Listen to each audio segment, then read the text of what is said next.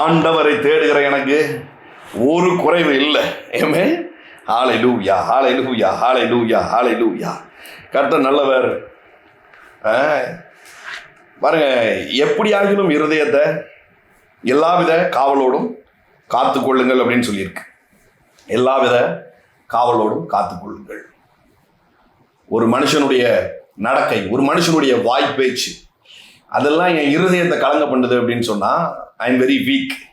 ஆபத்து காலத்திலே நீ சோர்ந்து போவாயானால் உன் பலன் குன்றியதே அப்படின்ட்டு. அப்போ ஒரு மனுஷனுடைய செயல்பாடுகள், ஒரு மனுஷனுடைய பேச்சு என் இருதயத்தை கலங்க பண்ணியிருந்தா என்ன அர்த்தமா இருக்குது? நான் ரொம்ப வீக்கா இருக்கிறேன், என் இருதயத்தை எல்லாவித காவலோடும் காத்து கொள்ள வேண்டும்.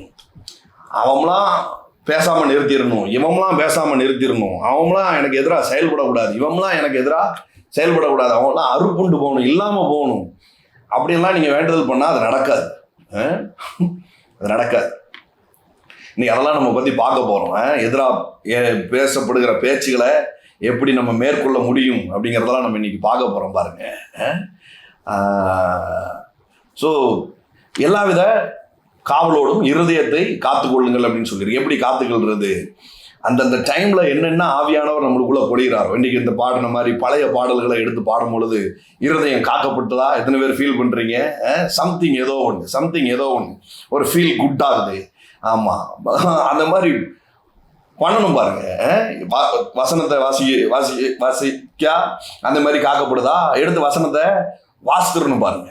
பழைய பாடல்களை பாடும் பொழுது காக்கப்படுதா? பாடிடணும் எடுத்து. இல்லை புது பாட்டை பாடும்போது தான் அப்படி செய்தா பாடிடணும் பாருங்க எடுத்து. ஏமே ஹல்லேலூயா. எல்லாவித காவலோடும், எல்லாம் சொல்லுங்க, எல்லாவித காவலோடும் இருதயத்தை காத்துக்கொள்ளுங்கள். ஏமே 1 பேதுரு 2ஆம் அதிகாரம் 9வது வசனம். நீங்களோ உங்களை அந்தகாரத்தினின்று தம்முடைய ஆச்சரியமான ஒளியினிடத்திற்கு வரவழைத்தவருடைய புண்ணியங்களை அறிவிக்கும்படிக்கு தெரிந்து கொள்ளப்பட்ட சந்ததியாயும் ராஜரீகமான ஆசாரிய கூட்டமாயும் பரிசுத்த ஜாதியாயும் அவருக்கு சொந்தமான ஜனமாயும் இருக்கிறீர்கள். ஏமே ஹல்லேலூயா. சொல்லுங்க, நீங்களோ உங்களை அந்தகாரத்தினின்று தம்முடைய ஆச்சரியமான ஒளியினிடத்திற்கு. சொல்லும் போதே உங்களுடைய டார்க் சிச்சுவேஷன்ல இருந்து ஒரு பெரிய ஷிஃப்ட் இந்த நேரத்தில் உண்டாகும். ஹல்லேலூயா. மோரபா ஷத்தகா மடரதலபா. டார்க்கான சிச்சுவேஷன்ல இருந்து ஒரு பெரிய ஷிஃப்ட் இந்த நேரத்தில் நடக்கும். டார்க்கான, ஆமா, ஏன்னா வேதம் சொல்லி இருக்குது அந்தகாரத்தினின்று ஆச்சரியமான ஒளியினிடத்திற்கு நீங்க வந்துட்டீங்க அப்படின்னே வேதம் சொல்லுது. ஏமே அப்போ இன்னும் அந்த டார்க்னஸ் இருக்குன்னா என்ன சொல்ல வேண்டியிருக்குது? இந்த வசனத்தை தீர்க்க தரிசனமா எடுத்து உச்சரிக்க வேண்டியிருக்குது. நான் உங்களுக்கு தீர்க்க தரிசனமா சொல்றேன், இன்றைக்கு உங்களுடைய அந்தகாரமான இருளினிடத்திலிருந்து ஆச்சரியமான ஒளிக்கு ஒரு பெரிய ஷிஃப்ட் இந்த நாள்ல உண்டாகும். ஹல்லேலூயா. ஓரபா ஷத்தகா மடரதலபா சியந்தல படரத். ஹல்லேலூயா. some shifting process is happening. Amen. அந்தகாரமான இருளில் இருந்து ஆச்சரியமான ஒளிக்கு ஒரு பெரிய மூவ் இந்த நேரத்தில் உண்டாயிட்டு இருக்கு. ஏமே ஒரு பெரிய மூவ் உண்டாயிட்டு இருக்கு. Just receive it. புண்ணியங்களை அறிவிக்கும்படிக்கு தெரிந்து கொள்ளப்பட்ட சந்ததியாயும் ராஜரீகமான ஆசாரிய கூட்டமாயும். பழைய உடன்படிக்கையில ராஜரீகங்கிறது வேற, ஆசாரிய கூட்டங்கிறது வேற. ராஜா தனியா இருப்பாரு, ஆசாரியன் தனியா இருப்பார். ஆனா வேதம் புதிய உடன்படிக்கைக்குள்ள வரும் பொழுது ரெண்டையுமே கம்பைன் பண்ணி தன்னுடைய ஜனங்கள் மீது அது வைக்குது. ஏமே ரெண்டையுமே கம்பைன் பண்ணி வைக்குது. நிறைய பேர் ராஜா அப்படின்னு உடனே ஒரு ஆளுமை, ஒரு அதிகாரம் அப்படிங்கிறது மட்டும்தான் மைண்ட்ல இருக்குது. ஆனா இந்த இடத்துல பேதுரு மூலியமா ஆண்டவர் வெளிப்படுத்தும் பொழுது ராஜரீகமான ஆசாரிய கூட்டமாயும் அப்படின்னு சொல்லும் பொழுது, ரெண்டையும் கம்பைன் பண்ணி சொல்லும் பொழுது, இது அந்த அதிகாரத்தையோ அந்த ஆளுமையோ அது பேசல. It's talk about wealth. ஏமே இது வெல்த். ஆசாரிய கூட்டம்னு வரும்பொழுது இது வந்து பிரசங்கத்தை குறித்தோ அல்லது வந்து ஒரு ஆசாரியன் எப்படி பழைய உடன்படிக்கையில் ஒரு ஆசாரியன் வந்து அவன் மட்டும்தான் ஆலயத்திற்குள்ள பிரவேசிக்கக்கூடிய ஒரு சந்தர்ப்பம் அவனுக்கு உண்டு. அதை சொல்லாம இது புதிய உடன்படிக்கைக்கு வரும் பொழுது இது எதை சொல்லுது அப்படின்னு சொன்னா ஹெல்த் சொல்லுது. ஏமே எல்லாரும் சொல்லுங்க, வெல்த் அண்ட் ஹெல்த். ராஜரீகமான ஆசாரிய கூட்டம் என்று சொன்னா புதிய உடன்படிக்கையில் வரும் பொழுது அது எதை அடையாளப்படுத்தி சொல்லுது அப்படின்னு சொன்னா ப்ராஸ்பரிட்டியையும் ஹெல்த்தையும் பத்தி சொல்லுது. ஏமே செழிப்பையும் ஆரோக்கியத்தை பத்தியும் சொல்லுது. இது எப்படி நீங்க பிரதர் சொல்றீங்க? இது எப்படி வந்து ஆசாரியனை வந்து நீங்க ஹெல்த்துக்கு ஒப்பிட்டு நீங்க சொல்லுதீங்க அப்படின்னு சொன்னா பழைய ஆசாரிய முரண்மையை எடுத்து பார்த்தாலே தெரிஞ்சிரும் பாருங்க. ஏன் இதை ஹெல்த்தோட ஒப்பிட்டு சொல்றேன்? ஏன்னா ஒரு ஆசாரியன் வந்து ஒரு தேவாலயத்திற்குள்ள போகும்போது, மகாபரிசுத்த ஸ்தலத்துக்குள்ள போகும்போது there is no time period. அங்க வந்து டைம் பீரியடே இருக்காது பாருங்க. எவ்வளவு நேரம் ஆக போகுதுன்னே தெரியாது. உள்ள போனவன் பல மணி நேரங்கள் என்ன பண்ண வேண்டியிருக்குது, ஜனங்களுக்காக தேவனை நோக்கி பார்க்க வேண்டியிருக்குது. அது இல்லாம அவனுடைய உடுப்புகள், ஆசாரியனுடைய உடுப்புகள்லாம் மிகவும் கனமான உடுப்புகளா இருக்கும் பாருங்க. ஹெவி வெயிட்டான ட்ரெஸ்ஸஸ் தான் அவன் போட்டிருப்பான். பல கற்கள் எல்லாம் பதிச்சு அதை தூக்கிட்டு நிற்கிறதே ரொம்ப கஷ்டம் பாருங்க. அப்படிப்பட்ட ட்ரெஸ்ஸை போட்டுட்டு மணிக்கணக்கில் என்ன பண்ண வேண்டியிருக்குது, அவன் வந்து சமூகத்துல நிக்க வேண்டியிருக்குது. இது ஒரு பலவீனமான ஒரு நபரினால கூடாத ஒரு காரியமா இருக்குது. அதனாலதான் பேதுரு இங்க கோட் பண்ணி சொல்லும் பொழுது சொல்றாரு, நீங்க ஆசாரியனை போல இருக்கிறீங்க அப்படின்னு சொன்னா, ஆசாரியனா இருக்கிறீங்கன்னு சொன்னா அந்த டிவைன் ஹெல்த்துக்கு நீங்க சொந்தக்காரர்களா இருக்கிறீர்கள் அப்படின்னு சொல்லிதான் என்ன பண்றாரு, ஆசாரியர்களுமாய் ராஜாக்களுமாய் நீங்கள் இருக்கிறீர்கள் அப்படின்னு சொல்றாரு பாருங்க. ஏமே பழைய உடன்படிக்கையில வெல்த்தையும் சுகத்தையும் தனித்தனியா பார்த்துக்கிட்டு இருந்த ஜனங்கள் புதிய உடன்படிக்கைக்குள்ள வரும் பொழுது இது ரெண்டும் கம்பைனா அட் அ டைம்ல சேமா நடக்கக்கூடிய கிருபைக்குள்ள வந்திருக்கிறாங்க. ஏமே ஹல்லேலூயா. பாருங்களேன், நிறைய பேர் இப்போதைக்கு சுகம் கிடைச்சிட்டா அதுவே போதும் அப்படின்னு ஒரு கூட்டம் இருக்கும். இப்போதைக்கு ஏதோ கொஞ்சம் காசு கிடைச்சிட்டா போதும் அப்படின்னு ஒரு கூட்டம் இருக்கும். நான் உங்களுக்கு சொல்றேன், தேவன் ரெண்டையும் பிரித்து பார்க்கிறவர் அல்ல. நீங்கள் ராஜாக்களாய் ராஜரீக ஆசாரிய கூட்டமா இருக்கிறீர்கள். ஏமே ரெண்டும் அட் அ டைம்ல இன்னைக்கு உங்க வாழ்க்கையில உண்டாக போகுது. Just receive it in the name of Jesus. ரெண்டும் அட் அ டைம்ல கம்பைனா உங்க கையில இன்றைக்கு வந்து கிடைக்க போகுது. ஏமே எல்லாரும் சொல்லுங்க, ஹெல்த் அண்ட் வெல்த். ஏமே ரெண்டும் அட் அ டைம்ல கிடைக்க போகுது பாருங்க. தேவன் வந்து ஒரு டைம் பீரியடுக்குள்ள இல்லை. தேவன் வந்து ஒரு வேலையை செஞ்சு முடிச்ச உடனே டயர்டாகிறவரும் இல்லை.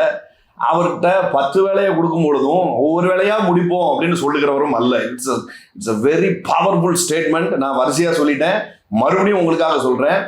தேவன்கிட்ட 10 வேலையை கொடுக்கும்போது அவர் ஒவ்வொரு வேலையா முடிச்சுட்டு அடுத்த வேலைக்குள்ள போகும்னு நினைக்கிற தேவன் அல்ல. அட் அ டைம்ல 10 வேலையும் ஒன்று போல செய்கிற தேவனா இருக்கிறார். அவ்வளவு ஞானம் உள்ளவரா இருக்கிறார், அவ்வளவு கிருபை உள்ளவரா இருக்கிறார், அவ்வளவு பலன் உள்ளவரா இருக்கிறார், அவ்வளவு இருதயம் உள்ளவராய் அவர் இருக்கிறார். ஏமே நம்ம மூலதான் என்ன யோசிக்குது அப்படின்னு சொன்னா, இன்னைக்கு ஹீலிங்கை கேட்போம், இன்னைக்கு இதுதான் நம்மளுக்கு இம்பார்ட்டன்ட், இன்னைக்கு தான் நம்மளுக்கு இது இன்னைக்கு இது இருந்தா போதும் அப்படின்னு நம்ம என்ன பண்றோம், தேவனிடத்துல கேட்கறதையும் தேவனையும் இந்த விஷயத்துல என்ன பண்றோம், மட்டுப்படுத்துகிறவரால இருக்கிறோம் பாருங்க. நான் உங்களுக்கு சொல்றேன், நீங்க தனித்தனியா பகுத்து வச்சிருந்ததெல்லாம் இன்னைக்கு ஒன்னாகட்டும். ஏன்னா தேவன் உங்களை ராஜரீக ஆசாரிய கூட்டமா எழுப்பி இருக்கிறார். தட் மீன் வெல்த்தும் ஹெல்த்தும் அட் அ டைம்ல உங்க வாழ்க்கையில இன்னைக்கு ஹிட் ஆக போகுது. ஏமே ஹல்லேலூயா. அட் அ டைம்ல உங்க வாழ்க்கையில இன்னைக்கு தொட போகுது. ஆமா, அட் அ டைம்ல உங்க வாழ்க்கையில முன்னாக போகுது. நிறைய எக்ஸாம்பிள்ஸா வேதத்திலிருந்து சொல்ல முடியும் பாருங்க. பழைய உடன்படிக்கையில 400 வருஷம் அடிமைத்தனத்துல இருந்த இஸ்ரவேல் ஜனங்களை தேவன் மீட்கும் பொழுது பார்த்தா படுக்கையில கிடந்தவனும் இருக்கிறான், சுகர் பேஷண்ட்டும் இருக்கிறான், ப்ரெஷர் உள்ளவனும் இருக்கிறான், சாப்பாடு சரியா இறங்காம குடல்ல புண்ணு வந்தவனும் இருக்கிறான், அப்பண்டிஸ்ல இருக்கிறவனும் இருக்கிறான், போலியோ அட்டாக்கானவனும் இருக்கிறான், கண்ணு மங்கி போனவன் இருக்கிறான், வயோதிப பிரச்சனையில இருக்கிறவங்க இருக்கிறாங்க, சின்ன வயசுலயே உண்டான பிரச்சனைகளோடு இருக்கிறான், பிறவி குருடன் இருக்கிறான். இப்படி எல்லா கேட்டகரியில இருக்கிற சுகவீனத்துல இருக்கிற ஆட்கள் இருக்கிறாங்க பாருங்க. டோட்டலா அடிமைத்தனம்னால என்ன ஆகிறது, காசும் இல்லை அப்படிங்கிறது கன்ஃபார்ம் ஆயிருது. இப்போ 420 வருஷம் அடிமைத்தனத்துல இருந்து தேவன் மீட்கும் பொழுது சுகத்தை மட்டும் வாங்கிக்கோடா அப்படின்னு சொல்லி கூட்டு வரல. புரியுதா உங்களுக்கு? சுகத்தை மட்டும் வாங்கிக்கோடா அப்படின்னு சொல்லி கூட்டு வரல. அல்லது அந்த எகிப்தியரிட போய் நீங்க கொள்ளையிட்டு என்ன பண்ணுங்க, வெள்ளி உடைமைகளும் பொண்ணு உடைமைகளையும் வஸ்திரங்களையும் கேட்டு வாங்குங்க அப்படின்னு சொல்லி என்ன பண்ணல, அதை மட்டும் வெல்த்தை மட்டும் டிரான்ஸ்பர் ஆக்கி தேவன் கூட்டு வரல. தேவன் என்ன பண்றாரு, பொன்னோடும் பொருளோடும் கிளம்பு பண்ணினார், அவர்களிலே பலவீனப்பட்டவன் ஒருவனும் இல்லை. ஏமே அவர் அட் அ டைம்ல ரெண்டையும் செய்கிற தேவனா இருக்கிறான். இன்றைக்கு உங்களுக்கு சுகம் தேவைப்படுது அப்படிங்கிறதுனால வெல்த்தை இன்னைக்கு நம்ம கேட்க வேண்டாம். இன்னைக்கு ப்ராஸ்பரிட்டிக்காக நம்ம ஒரு நேரத்தை செலவு பண்ண வேண்டாம். இன்னைக்கு நம்மளுக்கு இம்பார்ட்டன்ட் ஹெல்த் தான், அதனால ஹெல்த்தை மட்டும் இன்னைக்கு நம்ம கேட்போம் அப்படிங்கிற ஒரு முடிவும் உங்களுக்கு இருக்கக்கூடாது. அல்லது நம்ம இன்னைக்கு கொஞ்சம் பலனுள்ள ஆளா தானே இருக்கிறோம், அதை கம்பேர் பண்ணும்போது இன்னைக்கு பண தேவை தான் ஜாஸ்தியா இருக்குது, அதனால பணத்துக்கான காரியத்தை மட்டும் நம்ம இன்னைக்கு எடுத்துக்கிடுவோம் அப்படின்னு நீங்க உட்கார வேண்டிய அவசியமும் கிடையாது. தேவன் இடத்துல பட்சபாதம் இல்லை, அவர் ரெண்டையும் அட் அ டைம்ல சப்ளை பண்ணுகிற தேவனா இருக்கிறார். ஏமே ஹல்லேலூயா. அதற்கு நீங்க பாத்திரவான்களா இருக்கிறீங்க அப்படிங்கிறதுனாலதான் என்ன சொல்லி இருக்கிறாரு, நீங்கள் ராஜரீக அபிஷேகம் உடையவர்களா இருக்கிறீர்கள், நீங்கள் ஆசாரியத்துவ அபிஷேகம் உடையவர்களா இருக்கிறீர்கள் என்று ரெண்டையும் பிரிச்சு வைக்காம ஒரே வார்த்தையில கம்பைன் பண்ணி சொல்லிட்டாரு. நீங்க ராஜரீக ஆசாரியர்களாய் இருக்கிறீர்கள். Health and wealth is yours. Amen amen hallelujah. Health wealth ரெண்டுக்கும் நீங்க பாத்திரவான்களா இருக்கிறீர்கள். ஹல்லேலூயா ஹல்லேலூயா ஹல்லேலூயா. புறப்பட்டு வருகிற வார்த்தையானது இது எப்படி ஆகுதுன்னா, ஒரு ஒரு கிளவுட் மாதிரி அது ஏறு, ஒரு மேகம் மாதிரி அது இருக்குது. ஐ ஃபீல் இட். இன்றைக்கு அந்த மழையை நீங்கள் அனுபவிக்க போகிறீர்கள். என்ன மேகம் இருக்குதோ அந்த மழை விழும், என்ன மேகம் இருக்குதோ அந்த மழை விழும். ஆசிட் ரெயின் கேள்விப்பட்டிருக்கீங்களா? அமில மலை அப்படின்னு சொல்லுவாங்க. ஆலங்கட்டி மலை கேள்விப்பட்டிருப்பீங்க, அமில மலை கேள்விப்பட்டிருப்பீங்க. இப்படி மலையிலேயே நிறைய வெரைட்டி இருக்கு. மலையிலேயே நிறைய வெரைட்டி இருக்கு. எதன் அடிப்படையில் அந்த மேகம் எதை சுமந்து கொண்டு வருகிறதோ அதன் அடிப்படையில் தான் அந்த மலையே பொழியும். நான் இன்றைக்கு உங்களுக்கு ஒரு மேகத்தை அனுப்பிக்கிட்டு இருக்கிறேன், ஹெல்த் அண்ட் வெல்த் அப்படிங்கிற மேகத்தை உங்க வாழ்க்கையில அனுப்பிக்கிட்டு இருக்கிறேன். ரெண்டும் இன்னைக்கு அடமழையா பொழிய போகுது. ஹல்லேலூயா ஹல்லேலூயா. ரெண்டும் இன்னைக்கு அடமழையா உங்க வாழ்க்கையில பொழிய போகுது பாருங்க. ஆமென். மோரபா ஷதகா படரதலபா ஷியந்தல படரத். இதுவரைக்கும் நம்ம கேட்டுக்கொண்டிருந்த பிரசங்கங்களின் அடிப்படையில் தான் இன்றைக்கு நம்முடைய வாழ்க்கை இருக்கு. ஏதோ ஒரு விதத்துல உங்கள் இருதயம் நம்பின சில காரியங்கள் தான் இன்றைக்கு விளைச்சலாகி உங்களை சுத்தி உட்கார்ந்துட்டு இருக்குது. நீங்க கேட்டும் கேளாத மாதிரி இருந்த பிரசங்கமா இருக்கலாம், அல்லது முழுமையா உங்க வாழ்க்கையில அனுபவித்த பிரசங்கமா இருக்கலாம். அறகுறையா கேட்டு அறகுறையா புரிந்து கொண்ட வசனங்களா இருக்கலாம். இதெல்லாம் சேர்ந்துதான் என்ன பண்ணுது, ஒரு விளைச்சலை இன்றைக்கு நம்ம முன்னாடி சுத்தி நிப்பாட்டி இருக்கு பாருங்க. ஒரு பிரசங்கம் தேவனை உங்களுக்கு எப்படி காட்டியிருக்குன்னு நீங்க முழுமையா நம்புறீங்களோ அப்படிதான் உங்க வாழ்க்கை இருக்கு. ஒரு பிரசங்கம் தேவனை உங்களுக்கு எப்படி படம் பிடித்து காட்டினதோ அதன் அடிப்படையில தான் உங்களுடைய வாழ்க்கை முழுமையாய் இருக்கும் பாருங்க. இன்றைக்கு சில பிரேக் த்ரூஸ் உங்க வாழ்க்கையில சம்பவிக்க போது அது அபிஷேகத்தின் வடிவாகவும் இருக்கலாம், சத்தியத்தின் அடிப்படையிலையும் இருக்கலாம். நான் சொல்லும் பொழுதே சில அபிஷேகம் உங்களை நிரப்பி அது உங்க வாழ்க்கையில இருக்கிற நுகத்தை முறித்து போடும். அப்படி இல்லைன்னா சத்தியத்தை நீங்க இப்போ அறிந்து கொள்ளும் பொழுதே உங்க வாழ்க்கையில இருக்கிற நுகம் முறியும். ரெண்டு டைப்ல நுகம் முறியும். ஒண்ணு அபிஷேகம் நுகங்களை முறிக்கும், ரெண்டாவது நான் இப்ப சொல்லிட்டு இருக்கிற சத்திய வசனம் உங்க வாழ்க்கையில இருக்கிற நுகங்களை அது முறித்து போடும். எப்படியோ உங்க காரியத்து உங்க வாழ்க்கையில இருக்கிற நுகம் இன்னைக்கு முறிய போகுது. அது சுகத்துக்கான அது அது நோய் என்கிற நுகமா இருக்கணும் சரி, அது காசு பிரச்சனை தரித்திரம் என்கிற நுகமா இருந்தாலும் சரி, ரெண்டும் இன்னைக்கு முறிந்து விழ போதும் உங்க வாழ்க்கையில இருந்து. ஹல்லேலூயா. Glory to be the living God. So கொஞ்ச நாளாகவே நம்ம என்ன பண்ணியிருந்தோம், நம்ம வெல்த்தை பற்றி நிறைய பார்த்துக்கிட்டே வந்தோம். இன்றைக்கி நம்ம பார்க்க போகிறோம். அதுக்கு முன்பதாக இன்றைக்கு ஒரு ஒரு ஒரு ஒரு ஹெல்த் ரிலேட்டடான சில விஷயங்களை இன்றைக்கி உங்களோட நான் ஷேர் பண்ண போகிறேன். உங்கள் வாழ்க்கையில் இனி சின்ன தலைவலி கூட வரக்கூடாது. எத்தனை பேர் அப்படி ஃபீல் பண்ணுறீங்க? ஏமே சின்னதாக பிள்ளைகளுக்கு இருமல் சளி கூட வரக்கூடாது அப்படின்னு சொன்னால், சின்னதாக சளி இருமல் காய்ச்சல் கூட வரக்கூடாது அப்படின்னு சொன்னால், சுகருங்கிறதுக்கு பேச்சுக்கே இடம் இல்லை, ப்ரெஷருங்கிறதுக்கு பேச்சுக்கே இடம் இல்லை, கர்ப்பம் அடைபட்டு இருக்கிற காரியத்திற்கு பேச்சுக்கே இடம் இல்லை, சிரிச்சே இருக்கக்கூடாதுன்னு நான் டிக்ளேர் பண்ணுறேன் அப்படின்னு சொன்னால், வயது முதிர்ந்தனால வருகிற பிரச்சனைகளோ அல்லது நீங்கள் அக்செப்ட் பண்ணி வாழ்ந்து கொண்டிருக்கிற எந்த விஷயமோ அது உங்கள் வாழ்க்கையில் இனி இருக்கக்கூடாது. கேன்சர் இருக்கக்கூடாது, மற்ற எந்த பிளட் ரிலேட்டடான பிரச்சனையும் இருக்கக்கூடாது, கல்லீரல், நுரையீரல், வேற என்னெல்லாம் உள்ள இருக்க, இருதயம் சம்பந்தப்பட்டது எல்லாம் இன்னைக்கு ஒட்டு மொத்தமாக எதெல்லாம் உங்களுக்கு நுகமாக ஃபீல் ஆனிச்சோ, எந்த உள்ளுறுப்புலாம் உங்களுக்கு இருக்கிறது வெளியில் தெரிஞ்சுதோ, பாருங்களேன், பாடிக்குள்ள அங்கங்கே இருக்கிற உறுப்புகள் நம்மளுக்கு எங்கே இருக்குன்னு தெரியாமல் இருக்கிறது ரொம்ப நல்லது. அப்போ நீங்கள் ஆரோக்கியமாக இருக்கீங்கன்னு அர்த்தம். உள்ள இருக்கிற உறுப்பு உங்களுக்கு எங்க இருக்குங்கிறத ஃபீல் ஆயிருக்கு அப்படின்னு சொன்னா அதுல ஏதோ பிரச்சனை வந்திருக்குன்னு அர்த்தம்.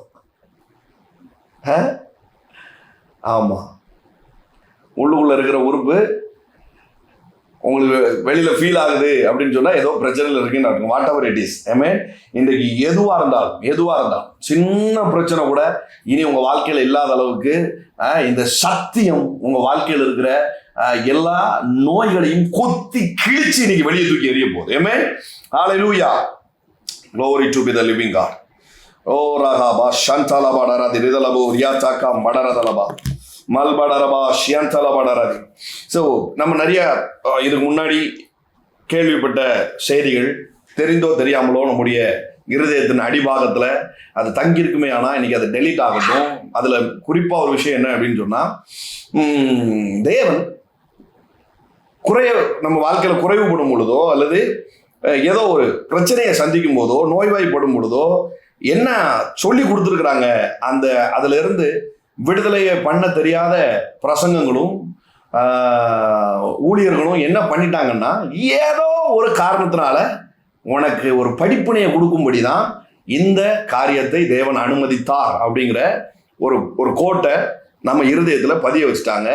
தெரிஞ்சோ தெரியாமலோ ஏதோ ஒரு காரியம் நடக்கும் பொழுது மனதை என்ன பண்ணுது, ஆட்டோமேட்டிக்காக நம்ம போய் ஒரு ஒப்புரவாகும், ஆண்டவரோட போய் என்ன பண்ணுவோம், சில விஷயத்த அறிக்கை செய்வோம். இதெல்லாம் நான் விட்டுறேன் ஆண்டவரே, இன்றைக்கு இந்த பிரச்சனையில இருந்து எனக்கு ஒரு சால்வ் பண்ணுங்க அப்படின்னு போய் இருதயம் கொண்டு போய் கேட்குது. பார்த்தீங்களா, இதெல்லாம் எதன் அடிப்படையில் வந்திருக்குன்னா, இதுக்கு முன்னாடி நம்ம மண்டக்குள்ள ஏற்றின சில தவறான பிரசங்கத்தினால உண்டாக்கப்பட்டிருக்குது. ஏதோ ஒரு நோய் வந்துட்டுன்னா இதை தேவன் ஏதோ ஒரு நன்மைக்காக கொடுத்துருக்கிறார். ஏதோ ஒரு பிரச்சனை வந்துருச்சு, ஏதோ ஒரு காரியம் தடையா வந்துருச்சு அப்படின்னு சொன்னா ஏதோ ஒரு காரணத்திற்காக என்னை பயிற்சிவிக்கிறதுக்காக தேவன் இதை அனுமதித்திருக்கிறார், எனக்கு சொல்லி கொடுக்கணுங்கிறதுக்காக தேவன் இதை அனுமதித்திருக்கிறார் அப்படின்னு ஒரு தவறான ஒரு போதனை நம்ம மண்டக்குள்ள ஆழமா உள்ள இறங்கிட்டு பாருங்க. அதனாலதான் என்ன ஆகுது அப்படின்னு சொன்னா, ஒண்ணு மனுஷனை பிளேம் பண்ண ஆரம்பிச்சிடுறோம், அப்படி இல்லைன்னா தேவனை பிளேம் பண்ண ஆரம்பிச்சிடுறோம், அப்படி இல்லைன்னா நம்மளே பிளேம் பண்ண ஆரம்பிச்சிடுறோம், குற்ற உணர்ச்சிக்குள்ள போயிடுறோம். அப்படி இல்லைன்னு சொன்னா தேவனை பிளேம் பண்ணிடுறோம், இல்லைன்னா மனிதர்களை பிளேம் பண்ணிடுறோம். பாருங்க, நான் உங்களுக்கு சொல்றேன், தேவன் உங்களுக்கு பயிற்சி கொடுக்கறதுக்கு, உங்களுக்கு புத்தி சொல்றதுக்கு அவரு ஹோலி ஸ்பிரிட் என்கிற பரிசுத்த ஆவி என்கிற உன்னதமான ஒரு தேவனே இறங்கி சொல்லி கொடுக்கிறார தவிர அவர் ஒருபோதும் நோயை அனுப்பியோ தரித்திரத்தை அனுப்பியோ பிரச்சனைகளை அனுப்பியோ உங்களுக்கு பாடம் கற்பிப்பது இல்லை. எழுதி வேணாலும் வைங்க, இதை எப்போ பிரச்சனை வரும் பொழுதும் ஒரு விஷயத்த நல்ல நீங்க சொல்லணும், இது தேவனால் அனுமதிக்கப்பட்டதும் அல்ல, இதற்கு பின்பதாய் தேவன் காரணரும் அல்ல. எனக்கு நான் டிராஜடியான நாட்களில் நடந்து போயிட்டு, துக்ககரமான நாட்களில் நடந்து போயிட்டு இருக்கும்போது நிறைய கேள்விகள் எனக்குள்ளே எழுமுடிச்சு பாருங்க. ஏன் தேவன் இதை அனுமதித்தார்? ஏன் இதை தேவன் தடுக்கலை? ஏன் இதை தேவன் விட்டுட்டாரு? இப்படிலாம் ஒரு கேள்வி வந்து எழுப்பிட்டே இருந்தது பாருங்க. அப்போ எனக்கு ஜான் ஜபராஜ் அண்ணன் வந்து ஒரு மெசேஜில் சொல்கிறாரு, அது என்னை ரொம்ப ஹீல் பண்ணிச்சு உண்மையில. அதுதான் என்னை வந்து என்னுடைய துக்க நாட்களை முடிவுக்கு கொண்டு வந்து என்னை எழுப்புனுச்சு. அது என்ன அப்படின்னு சொன்னால், யூத கலாச்சாரத்தில் இஸ்ரேல் ஜனங்கள் ஒருபோதும் ஏன் ஆண்டவரே இப்படி பண்ணீங்க அப்படிங்கிற கேள்வியை எழுப்புறது இல்லை. ஏன் ஆண்டவரே இப்படி பண்ணீங்க அப்படிங்கிற கேள்வியை எழுப்புறதில்லை.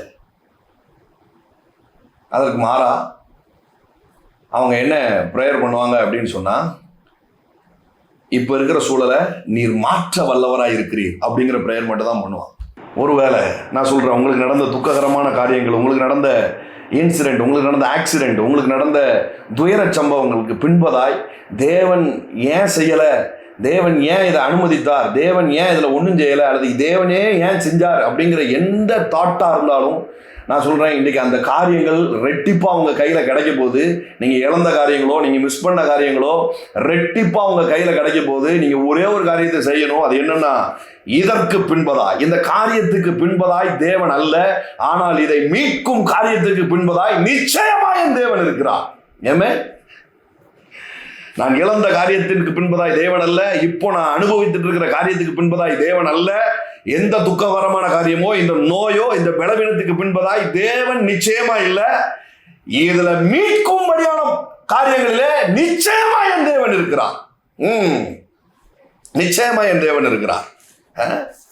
நிச்சயமா என் தேவன் இருக்கிறார். அது எதுவாகவும் இருக்கும். உங்க சரீரத்தில் இருக்கிற தடைப்பட்ட காரியங்களா இருக்கட்டும், உங்க வியாபாரத்தை நிமித்தமாய் தடைப்பட்ட காரியங்களா இருக்கட்டும், எதுவாகவும் இருக்கட்டும், நான் சொல்றேன், அதற்கு பின்பதாய் தேவன் அல்ல. அதற்கு பின்பதாய் தேவன் அல்ல. எல்லாம் சொல்லுவோமா, எனக்கு நடந்த துக்ககரமான காரியத்துக்கு பின்பதாய் தேவன் அல்ல. எனக்கு நடந்துகிட்டு இருக்கிற எந்த வியாதிக்கு பின்பதாயும் தேவன் அல்ல. சொல்லும் போதே ஹீலிங் உங்க வாழ்க்கையில வேலை செய்ய ஆரம்பிக்குது. இது ஒரு அபிஷேகம் அவங்களுக்குள்ள வருது. இது ஒரு சத்தியமா உங்களுக்குள்ள வருது. ஏமே, என் சரீரத்தில் இருக்கிற எந்த பலவீனத்திற்கும் பின்பதாகவும் தேவன் அல்ல.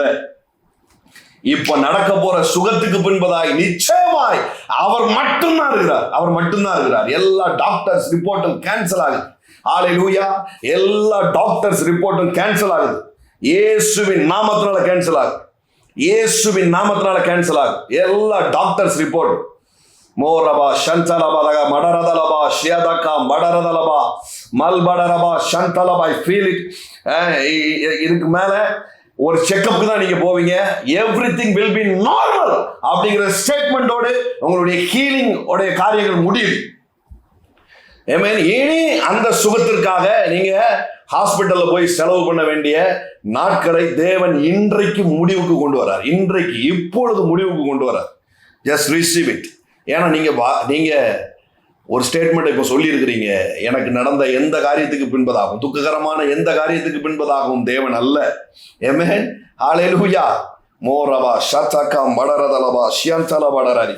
ஸோ நிறைய பேர் என்ன எதன் அடிப்படையில் தேவன் தான் நோயை கொடுக்குறார் அப்படின்னு எங்க இருந்து எடுப்பாங்க அப்படின்னு சொன்னா, 2 கொரிந்தியர் 12ஆம் அதிகாரம் பவுல் என்ன பண்றாரு, நிறைய வார்த்தைகளை சொல்லும் பொழுது, நான் பலவீனப்பட்டேன், எனக்கு பிரச்சனை இருக்குது என் சரீரத்தில் அப்படின்லாம் பவுல் சொல்லியிருக்கிறாரு. அதனால என்ன, நான் பவுலுக்கே வியாதி இருக்குமே, ஆனால் அப்போ தேவன் நம்மளுக்கும் வியாதியை கொடுத்து தான் நிறைய நேரத்தில் என்ன பண்ணுறாரு, சில காரியங்களை அவர் நம்மளுக்கு கற்பிக்கிறாருங்கிற தவறான ஒரு போதனை இந்திய கலாச்சாரத்திற்குள்ள மட்டும் இல்லை, உலகளவில் இருக்கிற கிறிஸ்தவர்களுடைய கலாச்சாரத்திற்குள்ள இது ஒரு விஷ ஊசி மாதிரி பரவிடுச்சு பாருங்க. பவுல் சுகவீனத்தில் இருந்தார் அப்படின்னு சொல்லி என்ன பண்ணிட்டாங்க, அவர் நோயோட தான் வாழ்நாள் முழுக்க இருந்தார் அப்படிங்கிற ஒரு பிரசங்கத்தை எடுத்து அவுத்து விட்டுட்டாங்க. அதை அப்பாவி ஜனங்கள் என்ன பண்ணிடுறாங்க, நம்பிட்டு அப்போ தேவனே ஒரு காரியத்தை அனுமதித்திருப்பார், ஆனால் அதற்கு எதிர்த்து நிற்க நம்மளால முடியாது அப்படின்னு சொல்லி என்ன பண்ணிட்டாங்க, சுகத்தை குறித்ததான செழிப்பை குறித்ததான நிறைய காரியங்களை மட்டுப்படுத்தி நிப்பாட்டிட்டாங்க பாருங்க. அப்படியே சில 1-2 நம்பிக்கைகள் வந்தா கூட என்ன ஆயிருதுன்னா, இந்த பழைய பிரசங்கத்தினுடைய தாக்கம் அது ஒரு பெரிய விளைவை ஏற்படுத்திக்கிட்டே இருக்குது பாருங்க. ஏமே, இன்றைக்கு அதெல்லாம் பிரேக் ஆகட்டும் இயேசுவின் நாமத்தினால. பவுல் இப்படி சொல்றாரு, 2 கொரிந்தியர் 12வது அதிகாரத்துல இப்படிப்பட்டவைகளை குறித்து மேன்மை பாராட்டு 5வது வசனத்துல இருந்து. ஆனாலும் என்னை குறித்து என் பலவீனங்களே அன்றி வேறொன்றிலும் மேன்மை பாராட்ட மாட்டேன். சத்தியமானதை நான் பேசுகிறேன். நான் மேன்மை பாராட்ட மனதாய் இருந்தாலும் நான் புத்தியீனன் அல்ல. ஆனாலும் ஒருவன் என்னிடத்தில் காண்கிறதற்கும் என்னாலே கேட்கிறதற்கும் மேலாக என்னை எண்ணாதபடிக்கு அப்படி செய்யாதிருப்பேன். அன்றியும் எனக்கு வெளிப்படுத்தப்பட்டவைக்குரிய மேன்மையின் நிமித்தம் நான் என்னை உயர்த்தாதபடிக்கு என் மாம்சத்திலே ஒரு முள் கொடுக்கப்பட்டிருக்கிறது. என்னை நான் உயர்த்தாதபடி அதை என்னை குட்டும் சாத்தானுடைய தூதனாய் இருக்கிறது. அதை என்னை விட்டு நீங்கும்படிக்கு நான் 3 தரம் கர்த்தரிடத்தில் வேண்டிக் கொண்டேன். அதற்கு அவர், என் கிருபை உனக்கு போதும், பலவீனத்திலே என் பலன் பூரணமாய் விளங்கும் என்றார். ஆகையால் கிறிஸ்துவின் வல்லமை என் மேல் தங்கும்படி என் பலவீனங்களை குறித்து நான் மிகவும் சந்தோஷமாய் மேன்மை பாராட்டுவேன். அந்தபடி நான் பலவீனமாய் இருக்கும் போதே பலமுள்ளவனாய் இருக்கிறேன். ஆகையால் கிறிஸ்துவின் நிமித்தம் எனக்கு வரும் பலவீனங்களிலும் நிந்தைகளிலும் நெருக்கங்களிலும் துன்பங்களிலும் இடுக்கண்களிலும் நான் பிரியப்படுகிறேன். இந்த இடத்துல இந்த பலவீனம் அப்படின்னு சொன்னதை என்ன மாதிரி திரிச்சு விட்டாங்க அப்படின்னு சொன்னா, அவருக்கு சரீரத்துல ஒரு பலவீனம் ரொம்ப நாளைக்கு இருந்துச்சு. குறிப்பா அவர் கண்ணுல ஒரு பிரச்சனை இருந்துச்சு. அதுவும் ஒரு வசனத்தை எடுத்து சொல்லுவாங்க பாருங்க. நான் அதையும் எடுத்து சொல்றேன், அது எப்படி தவறா சித்தரிக்கப்பட்டுச்சு அப்படின்னு சொல்லி. ஸோ இதுல பலவீனம் வந்த உடனே என்ன பண்றாங்க, பவுலே ஏதோ அடிக்கடி பலவீனப்பட்டார், வியாதியில இருந்தார். அவர் சுஸ்தமாகிறதுக்கு ட்ரை பண்ணிக்கிட்டே தான் இருந்தாரு. ஆனா அவருக்கு சுகம் கிடைக்கல அப்படிங்கிற மாதிரியான ஒரு அவுத்து விடுதல் உண்டாடுச்சு பாருங்க. இதை எடுத்துட்டு என்ன பண்ணிடுவாங்க, வியாதியில இருக்கிற பிரசங்கியார்கள் பவுலுக்கே ஒரு முள் கொடுக்கப்பட்டது போல எனக்கும் ஒரு முள் கொடுக்கப்பட்டாயிற்று. அதனால எனக்கும் ஹீலிங் நடக்காது, உனக்கும் நடக்காது, பவுலுக்கே நடக்கல அப்படின்னு சொல்லி இதை எடுத்து கொண்டு என்ன பண்ணிடுவாங்க சொல்லிடுவாங்க. 10வது வசனத்தை நீங்க எடுத்து பார்த்தீங்கன்னா ஒரு வார்த்தை வருது, கிறிஸ்துவின் நிமித்தம் எனக்கு வரும் பலவீனங்களிலும். எல்லாரும் சொல்லுங்க, கிறிஸ்துவின் நிமித்தம் வரும் பலவீனம். தெளிவா சொல்றாரு ஒரு காரியத்தை. நான் பலவீனம்னு சொல்றது எல்லாம் எதன் அடிப்படையிலையா, கிறிஸ்துவின் நிமித்தம் எனக்கு வருகிற பலவீனம். எப்படி பிரதர் உறுதியா சொல்றீங்க? அவர் சரீரத்துல ஒண்ணும் இல்லை, அவர் வேற எதையோ தான் ஃபோக்கஸ் பண்ணி சொல்றாரு அப்படிங்கிறத எப்படி சொல்றீங்க? அப்படியானால் அவர் எதை ஃபோக்கஸ் பண்ணி சொல்றாரு? சரி, நீங்க சொல்ற மாதிரியே சரீரத்துல அவருக்கு பிரச்சனையே இல்லைன்னு வச்சுக்கிடுவோமே. ஆனா பலவீனம்னு சொல்லி இருக்கிறாரா? எதுல அவருக்கு பலவீனம் உண்டு? கிறிஸ்துவின் நிமித்தமாய் ஒரு பலவீனம் சொல்றாரு. அது என்ன கிறிஸ்துவின் நிமித்தமாய் ஒரு பலவீனம்? பாருங்க, அதுக்கு முந்தின அதிகாரத்துல என்ன மாதிரியான பலவீனம் அடைந்தார் அப்படிங்கிறதையும் அவர் சொல்றாரு. முந்தின அதிகாரத்தை வாசித்தாலே புரிஞ்சிடும். 11வது அதிகாரம் 2 கொரிந்தியர் 11:22 பாருங்க. அவர்கள் எபிரேயரா, நானும் எபிரேயர். அவர்கள் இஸ்ரவேலரா, நானும் இஸ்ரவேலன். அவர்கள் ஆபிரகாமின் சந்ததியாரா, நானும் ஆபிரகாமின் சந்ததியான். அவர்கள் கிறிஸ்துவின் ஊழியக்காரரா, நான் அதிகம் புத்தியீனமாய் பேசுகிறேன். நான் அதிகமாய் பிரயாசப்பட்டவன், அதிகமாய் அடிபட்டவன், அதிகமாய் காவலில் வைக்கப்பட்டவன், அநேகந்தரம் மரண அவதியில் அகப்பட்டவன். யூதர்களால் ஒன்றும் குறைய 40 அடியாக 5 தரம் அடிபட்டேன். 3 தரம் விழாறுகளால் அடிபட்டேன். 1 தரம் கல்லெறி உண்டேன். 3 தரம் கப்பல் சேதத்தில் இருந்தேன். கடலிலே ஒரு ராப்பகல் முழுவதும் போக்கினேன். அநேகந்தரம் பிரயாணம் பண்ணினேன். ஆறுகளால் வந்த மோசங்களினாலும் கல்லரால் வந்த மோசங்களினாலும் என் சுய ஜனங்களால் வந்த மோசங்களினாலும் அந்நிய ஜனங்களால் வந்த மோசங்களிலும் பட்டணங்களில் உண்டான மோசங்களிலும் வனாந்தரத்தில் உண்டான மோசங்களிலும் சமுத்திரத்தில் உண்டான மோசங்களிலும் கள்ள சகோதரிடத்தில் உண்டான மோசங்களிலும் பிரயாசத்திலும் வருத்தத்திலும் அநேக முறை கண் விழிப்புகளிலும் பசியிலும் தாகத்திலும் அநேக முறை உபவாசங்களிலும் குளிரும் நிர்வாணத்திலும் இருந்தேன்.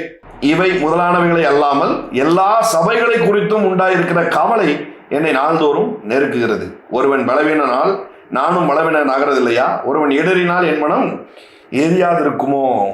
நான் மேன்மை பாராட்ட வேண்டுமானால் என் பலவீனத்திற்கு அடுத்தவைகளை குறித்து மேன்மை பாராட்டுவேன்.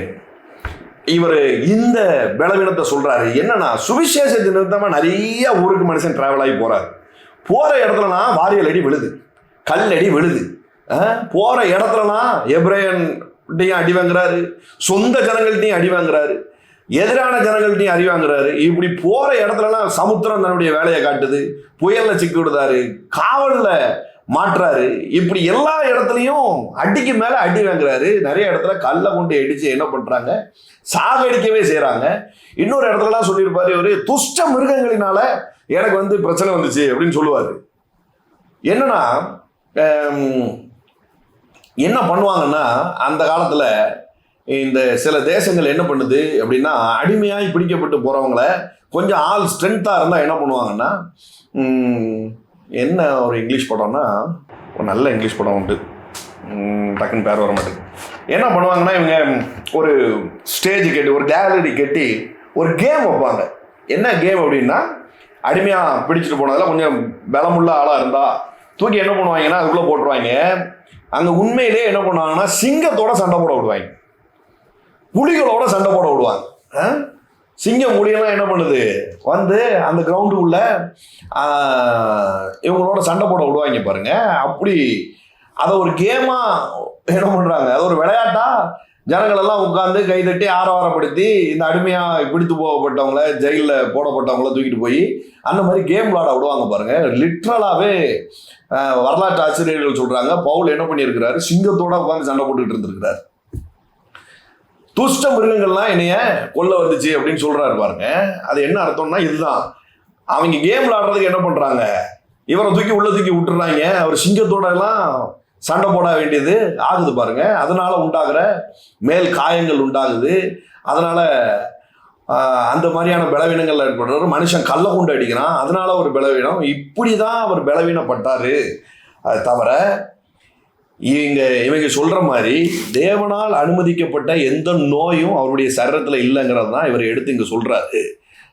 இப்படி நான் போற இடத்துலலாம் என்னைய டேமேஜ் பண்றாங்க, போற இடத்துலலாம் என்ன பண்றாங்க, என்னைய கஷ்டப்படுத்துறாங்க, இப்படி என் வாழ்க்கையில நடந்தது. ஆனா கூட இது கிறிஸ்துவ நிமித்தமான உண்டான பலவீனம். சுவிசேஷத்தை நான் அறிவிக்கிறதுனால சில மனிதர்கள் என்ன பண்றாங்க, எழும்பி என்னைய டார்ச்சர் பண்றாங்க. அதுதான் என் வாழ்க்கையில பலவீனமா இருக்குதே தவிர வேற எந்த பலவீனமும் இல்லைங்கிறத தெளிவா இவர் என்ன பண்றாரு, பதிவு பண்றாரு. நான் உங்களுக்கு சொல்றேன், உங்க டிஎன்ஏல இருந்து சில காரியங்கள் கேன்சல் ஆகி வெளியில ஓடட்டும். கர்த்தரால் இந்த வியாதி வந்தது அப்படின்னு உங்க இருதயத்திலேயோ அல்லது நீங்க நெருக்கப்படுகிற நேரத்திலேயோ ஏதாவது ஒண்ணு உள்ள இருந்து வெளியில எழும்புதுன்னா, நான் சொல்றேன், அது டிஸ்கனெக்ட் ஆகி உங்க வாழ்க்கையில இருந்து வெளியேறட்டும். இன்னைக்கு உங்களுடைய டிஎன்ஏல ஒரு பெரிய சேஞ்ச் உண்டாகும். உங்க டிஎன்ஏல ஒரு பெரிய சேஞ்ச் உண்டாகுது இயேசுவின் நாமத்தினால. ஹல்லேலூயா, ஹல்லேலூயா, ஹல்லேலூயா. உங்க சரீர பலவீனத்திற்கும் தேவனுக்கும் எந்த சம்பந்தமும் இல்லை. நீங்க இப்போ சுகமாற போறீங்க, அதற்கு முழு சம்பந்தக்காரர் யாருன்னா நம்மை உண்டாக்கினவர். ஹல்லேலூயா, ஹல்லேலூயா. நம்மை உண்டாக்கினவர், சொல்லுங்க, உண்டாக்கினவர். இவர் சொல்றாரு, இந்த முள்ளு அப்படின்னு சொல்றாரு இல்லையா, இது வேதத்துல நிறைய இடத்துல இந்த முள்ளுங்கிற வார்த்தை பயன்படுத்தப்பட்டிருக்குது. யோசுவா 23:12 எந்த பதத்தை இந்த இடத்துல முள்ளு அப்படின்னு சொல்லி அவர் யூஸ் பண்றாரு. 2 கொரிந்தியர்ல என்னைய ஒரு முள்ளு எனக்கு கொடுக்கப்பட்டிருக்குதுன்னு சொல்றாரு.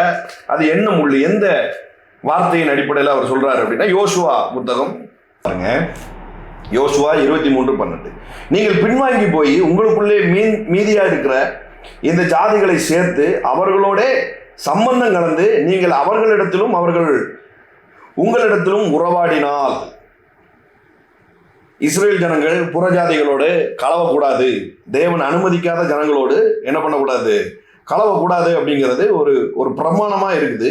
இப்படி அதையும் மீறி நீங்க என்ன பண்ணிடுறீங்க, கலந்துட்டீங்க அப்படின்னு சொன்னா உங்கள் தேவனாகிய கர்த்தர் இனி அந்த ஜாதியை உங்களுக்கு முன்பாக துரத்தி விட மாட்டார். அப்படி நீயே போய் சம்பந்தம் வச்சுட்ட அப்படின்னு சொன்னா கர்த்தர் கூட என்ன பண்ண முடியாது, அதை துரத்தி விட முடியாது. கர்த்தர் அதை துரத்தி விட முடியாது, ஏன்னா நீ போய் சம்பந்தம் கலந்துட்டிய அப்படின்னு சொல்றாரு பாருங்க. என்றும் உங்கள் தேவனாகிய கர்த்தர் உங்களுக்கு கொடுத்த இந்த நல்ல தேசத்திலிருந்து அழிந்து போகும் மட்டும் அவர்கள் உங்கள் கண்காணியாகவும் வலையாகவும் உங்கள் விழாக்களுக்கு சவுக்காகவும் உங்கள் கண்களுக்கு முள்ளுகளாகவும் இருப்பார்கள் என்று நிச்சயமாய் அறியுங்கள். உள்ள இருந்து வருகிற இந்த சரீரத்திற்கு உள்ள இருந்து வருகிற பிரச்சனை அல்ல, அவர் சொல்றாரு, சரீரத்துக்கு வெளியிலிருந்து வருகிற பிரச்சனை. புரியுது பிரதர், சம்பந்தம் கண்டதுனால தான் ஒரு முள் எனக்கு கொடுக்கப்பட்டிருக்குது பிரதர் அப்படின்னு நீங்கள் நிறைய பேர் யோசிச்சிங்கன்னா அதுக்கு நான் ஒன்றும் செய்ய முடியாது. திருமணத்தை குறித்து இங்கே பேசுகிற நீ போய் என்ன பண்ணுற, தேவன் அனுமதிக்காத புறஜாதியோடு போய் மிக்ஸ் ஆகிட்டேன்னா வேறு வழி கிடையாது, அவனையும் துரத்தி விட முடியாது. அவன் கடைசி வரைக்கும் என்ன பண்ணுவான், உள்ளே உட்காந்து குடச்சல் கொடுத்துட்ருப்பாங்கிறது. அவன் உடனே என்ன பண்ணுவான், அவனுடைய தெய்வங்களை வழிபட வச்சிருவான், அவனுடைய ஐடியாலஜியை உனக்குள்ள திணிச்சு விட்டுருவான். நீ வேற வழி கிடையாது, அடிக்கப்படுகிற ஆடுகளை போல நீ என்ன பண்ண வேண்டியிருக்கு, தலையை குனிஞ்சிட்டு கூடயே தான் போக வேண்டியிருக்குது, நீ அப்படி செய்யாத அப்படின்னு சொல்லி என்ன பண்றாரு, யோசுவாக்கு சொல்றாரு. இது என்ன பிரச்சனை, இது வெளியில இருந்து வருகிற விரோதி நபர்களினால வருகிற என்ன பண்ணுது பிரச்சனையா இருக்குத தவிர இந்த இடத்துல சொல்லப்பட்ட முள்ளதான் அவர் அங்க பயன்படுத்துறாரு. இது சரீரத்துல உண்டாகிற நோய் அப்படிங்கிற முள் அப்படிங்கிறது இங்க பதிவு பண்ணப்படல. இங்க என்ன சொல்றாரு, வெளியில இருந்து இழுத்து போடுற பிரச்சனை, வெளியில இருந்து நீ போற வழியில நடக்கிற பிரச்சனையை தான் என்ன பண்றாரு முள்ளுன்னு அவர் சொல்றாரு அப்படின்னு அதே முள்ளதான் எடுத்து என்ன பண்றாரு இவர் பேசுறாரு. அங்க என்ன முள்ளு சொல்லப்பட்டதோ வெளியில இருந்து வருகிற பிரச்சனை தான் யோசுவா என்ன பண்றாரு முள்ளு அப்படின்னு சொல்றாரு. இங்கேயும் வெளியில இருந்து வருகிற பிரச்சனையை தான் அதே பதத்தை யூஸ் பண்ணி என்ன பண்றாரு முள்ளு அப்படின்னு சொல்றாரு. எசேக்கியேல் புத்தகத்துல எடுங்க, நான் அங்கேயும் ஒரு முள்ளு உங்களுக்கு காமிக்கிறேன். நான் ஏன் சொல்லிட்டு இருக்கிறேன் அப்படின்னு சொன்னா ஒரு விஷயத்த உங்க இருதயத்துல ஆழமா பதினுங்கிறதா தான் சொன்ன விஷயத்தையே நான் திரும்ப திரும்ப சொல்லிட்டு இருக்கிறேன். அது என்ன அப்படின்னா, சரீரத்தில் உண்டான வியாதிக்கும் தேவனுக்கும் தொடர்பில்லை என்கிற எண்ணம் உங்களுக்குள்ள என்னைக்கு மேலோங்குதோ அப்பவே சுகத்தை சகட்டு மணிக்கு ரிசீவ் பண்ண ஆரம்பிச்சிருவீங்க. ஏமே ஹல்லேலூயா. அப்பவே சுகம் தாறுமாறா உங்க வீட்டுக்குள்ள வேலை செய்ய ஆரம்பிச்சிரும். பாருங்க, சுகமும் இருக்குது, ஆரோக்கியமும் இருக்குது. முதல்ல சுகத்தை நீங்க பெற்றுக்கோங்க. நான் மறுபடியும் உங்களுக்கு சொல்றேன், இனி ஆரோக்கியமான ஒரு வாழ்க்கையை நீங்க வாழ போறீங்க. தட் மீன்ஸ் இனி ஹீலிங்காக நீங்க நிக்க போறது இல்லை, இனி ஆரோக்கியமான ஒரு வாழ்க்கையை நீங்க வாழ போறீங்க, தீர்க்காயுசு உள்ள ஒரு வாழ்க்கையை நீங்க வாழ போறீங்க. ஆமென், ஹல்லேலூயா. எசேக்கியேல் 28:24 பாருங்க. இஸ்ரவேல் வம்சத்தாரை இகழ்ந்த அவர்களுடைய சுற்றுப்புறத்தாரிய அனைவரிலும் இனி தைக்கிற முள்ளும் நோ உண்டாகிற நெரிஞ்சலும் அவர்களுக்கு இதாது. யார சொல்றாரு, இஸ்ரவேல் ஜனத்திற்கு விரோதமா இருக்கிற காரியங்களை என்ன பண்றாரு, இருக்கிற மக்களை அவங்கள நோவு உண்டு பண்ணுகிற ஆட்களை தான் என்ன பண்றாரு இங்க முள்ளு அப்படின்னு சொல்றாரு. பவுலும் யார முள்ளுன்னு சொல்றாரு, இதே முள்ளு அப்படிதான் எடுத்து என்ன பண்றாரு பவுலும் முள்ளு அப்படின்னு சொல்லி பயன்படுத்துறாரு. அவர் யார சொல்றாரு, நான் போற இடத்துலலாம் பிரச்சனை பண்ணுதான், சிலவன் எனக்கு எதிரா பிரச்சனை பண்றான், அவனை தான் முள்ளு அப்படிங்கிறார். அவனை தான் முள்ளு. போற இடத்துலலாம் இந்த முள்ளை நீங்க எடுத்து போட்டுட்டீங்கன்னா பிரச்சனையே இல்லாம நான் பிரசங்கம் பண்ணிட்டு போயிட்டே இருப்பேன், பிரச்சனையே இல்லாம சுவிசேஷத்தை சொல்லிட்டு நான் போயிட்டே இருப்பேன், அந்த முள்ளெல்லாம் பறிச்சு போடுங்க அப்படின்னு சொல்லி தான் என்ன பண்றாரு முள்ளுன்னு சொல்றாரு. பாருங்க, அதுக்கு ஆண்டவர் சொல்றாரு அவனெல்லாம் எடுத்து போட முடியாது அப்படின்ட்டு. ஏன் எடுத்து போட முடியாதுன்னு நான் உங்களுக்கு அப்புறம் சொல்றேன். அதுக்கு முன்பதான் நீங்க இதை பிடிச்சுக்கோங்க. அப்ப எதுதான் சரீரத்தை குறித்து தேவன் சொல்லியிருக்கிறாரு, எது சரீரத்தை குறித்து சொல்லியிருக்கிறாருன்னா ஏசாயா 53:5 தான் ஏன் சரீரத்தை குறித்து தேவன் சொல்லியிருக்கிறார். நீங்க கணவன் மனைவியா இருக்கிறீங்கன்னா உங்க கையை பிடிச்சிட்டு நான் இப்ப சொல்றத அப்படியே என் கூட சேர்ந்து நீங்க டிக்ளேர் பண்ணுங்க. இனி ஒரு ஃபோன் கால் கூட எனக்கு வியாதிக்காக வரப்போறது இல்லை. இந்த மெசேஜை கேட்குற ஒவ்வொருத்தருக்கும் நான் சொல்றேன், இதை அப்படியே ஃபார்வர்ட் பண்ணுங்க, இதை அப்படியே பலவீனமா இருக்கிறவங்களுக்கு அப்படியே ஃபாலோ பண்ணுங்க. அவங்க வாழ்க்கையில சில DNA சேஞ்ச் ஆகும். இது நிமித்தமா வாழ்நாள் முழுக்க உங்களை கனப்படுத்த போறாங்க. வாழ்நாள் முழுக்க உங்களை கனப்படுத்த போறாங்க. ஏசாயா 53:5 பாருங்க. நம்முடைய மீறுதலின் நிமித்தம் அவர் காயப்பட்டு நம்முடைய அக்கிரமங்களின் நிமித்தம் அவர் நொறுக்கப்பட்டார், நமக்கு சமாதானத்தை உண்டு பண்ணும் ஆக்கினை அவர் மேல் வந்தது, அவருடைய தழும்புகளால் குணமாயிருக்கிறேன் என்பதுதான் என்னை குறித்த என் சரீரத்தை குறித்த முழு வார்த்தையா இருக்கு. ஏற்று சுமந்து தீர்த்ததுனால நான் இன்னைக்கு அவருடைய தழும்புகளால் குணமாகிறேன், அவருடைய தழும்புகளால் குணமாகிறேன். ஆமென். பவுலுக்கு ஒரு தழும்பு வரல, பவுலுக்கு ஒரு நோயினால அது நிமித்தமா அந்த சுவிசேஷம் பிரபலியமாகி அது எனக்கு ஒரு காரியத்தையும் செய்ய போறது இல்லை. இயேசுவின் தழும்புகளால் நான் குணமாயிருக்கிறேன். அவ்வளவுதான், வெரி சிம்பிள். என்ன சொல்லுங்க, இயேசுவின் தழும்புகளால் நான் குணமாயிருக்கிறேன். தேவன் தன்னுடைய ஜனத்தை சந்திக்கும் போது பரலோகத்திலேயே இல்லாத ஒரு நாமத்தை தன் மனு வர்க்கத்திற்காக ஆண்டவர் ஒரு பேரே வைக்கிறார், ஒரு பேரே அவருக்கு உண்டாக்கி வச்சிருக்கார். அது என்ன பேர் தெரியுமா? எப்படி சொல்ல, உங்களை நான் என்னென்ன சொல்லன்னு கேட்கும்போது சொல்றாரு, நான் யெகோவா ரஃபா. ஆமென், ஹல்லேலூயா. இது பரலோகத்துல இந்த நாமத்திற்கு பிரயோஜனமே இல்லை. பரலோகத்துக்கு இந்த நாமம் தெரியவே தெரியாது. பரலோகத்துல இந்த நாமம் பயன்படவே செய்யாது. அவர் மனு குலத்திற்காக தனக்கு ஒரு பேரையே சூட்டி வச்சுட்டார். அது என்னன்னா யெகோவா ரஃபா. ஆமென், ஹல்லேலூயா. நமக்காக அவர் ஒரு பேரை மாத்திக்கிறாரு. நமக்காகவே ஒரு பேரை அவர் சிருஷ்டிக்கிறாரு. என் சரீரத்திற்காகவே ஒரு பேர் சூட்டு விழா அவருக்கு நடந்திருக்குது. அது என்ன? யெகோவா ரஃபா என்பது அவருடைய நாமமா இருக்குது. சுகம் தருகிற தேவன் அப்படிங்கிறது அவருடைய நாமம். வேதத்துல எந்த ஸ்கிரிப்சரும் சுகத்திற்காக மனிதன் வந்து நிற்கும் பொழுது முடியாது அப்படின்னு அவர் வாயில சொன்னதே இல்லை. ஏன்னா அவர் பேரே அதுவா இருக்குது. யெகோவா ரஃபா என்பது அவருடைய நாமமா இருக்குது. அவர்கிட்ட சுகத்திற்காக வரும்பொழுது ஒரு ஸ்கிரிப்சர் கூட, ஆதியாகமத்திலிருந்து வெளிப்படுத்தின வரைக்கும் ஒரு ஸ்கிரிப்சர் கூட சுகத்திற்காக வந்து நிற்கும் பொழுது முடியாது என்கிற வார்த்தை அவர் வாயிலிருந்து வரவே இல்லை. ஏன்னா அவர் பெயருக்கு விரோதமா அவரால் செயல்பட முடியாது. அவர் பெயருக்கு விரோதமா அவரால் செயல்பட முடியாது. சங்கீதம் 103:3. முதல்ல இன்னைக்கு ஒரு சரீரத்தில் ஒரு பெரிய சுகத்தை வாங்கிடுங்க. இன்னொரு நாள் சுகத்திற்காக ஒரு ஆள்கிட்டையும் நான் போய் நிற்கக்கூடாது ஆண்டவருங்கிற ஒரு தீர்மானத்தை போயிடுங்க. ஹல்லேலூயா. மாரபா சந்தலபா ரகமட ரதலபா சாவுக்கு ஏதுவான யாதொன்றை புசித்தாலும் அதை என்னை சேதப்படுத்தாது அப்படின்னு சொல்லியிருக்கிறீங்க. சின்ன வயதுல இருந்து கெமிக்கலாவே நான் சாப்பிட்டுருக்கட்டுமே, சின்ன வயதுல இருந்து நான் தவறான ஏதோ ஒரு ப்ராடக்டை எடுத்து என் தலையில அப்ளை பண்ணியிருக்கட்டுமே, சின்ன வயதுல இருந்து ஏதோ ஒரு கிரீமை தடவுனதுனால ஏதோ ஒரு சருமத்துல ஒரு பிரச்சனை வந்திருக்கட்டுமே, அல்லது டிஎன்ஏனால சில பிரச்சனைகள் வந்திருக்கட்டுமே, மூதாதையர்கிட்ட இருந்து சில பிரச்சனைகள் வந்திருக்கட்டுமே, எதுவானாலும் சரி அவர் யெகோவா ரஃபா. Amen, hallelujah. அவர் Jehovah Rapha. come on, declare it with me. அவர் யெகோவா ரஃபா. சங்கீதம் 103:3. அவர் உன் அக்கிரமங்களை எல்லாம் மன்னித்து உன் நோய்களை எல்லாம் குணமாக்கி. ஹல்லேலூயா, ஹல்லேலூயா, ஹல்லேலூயா.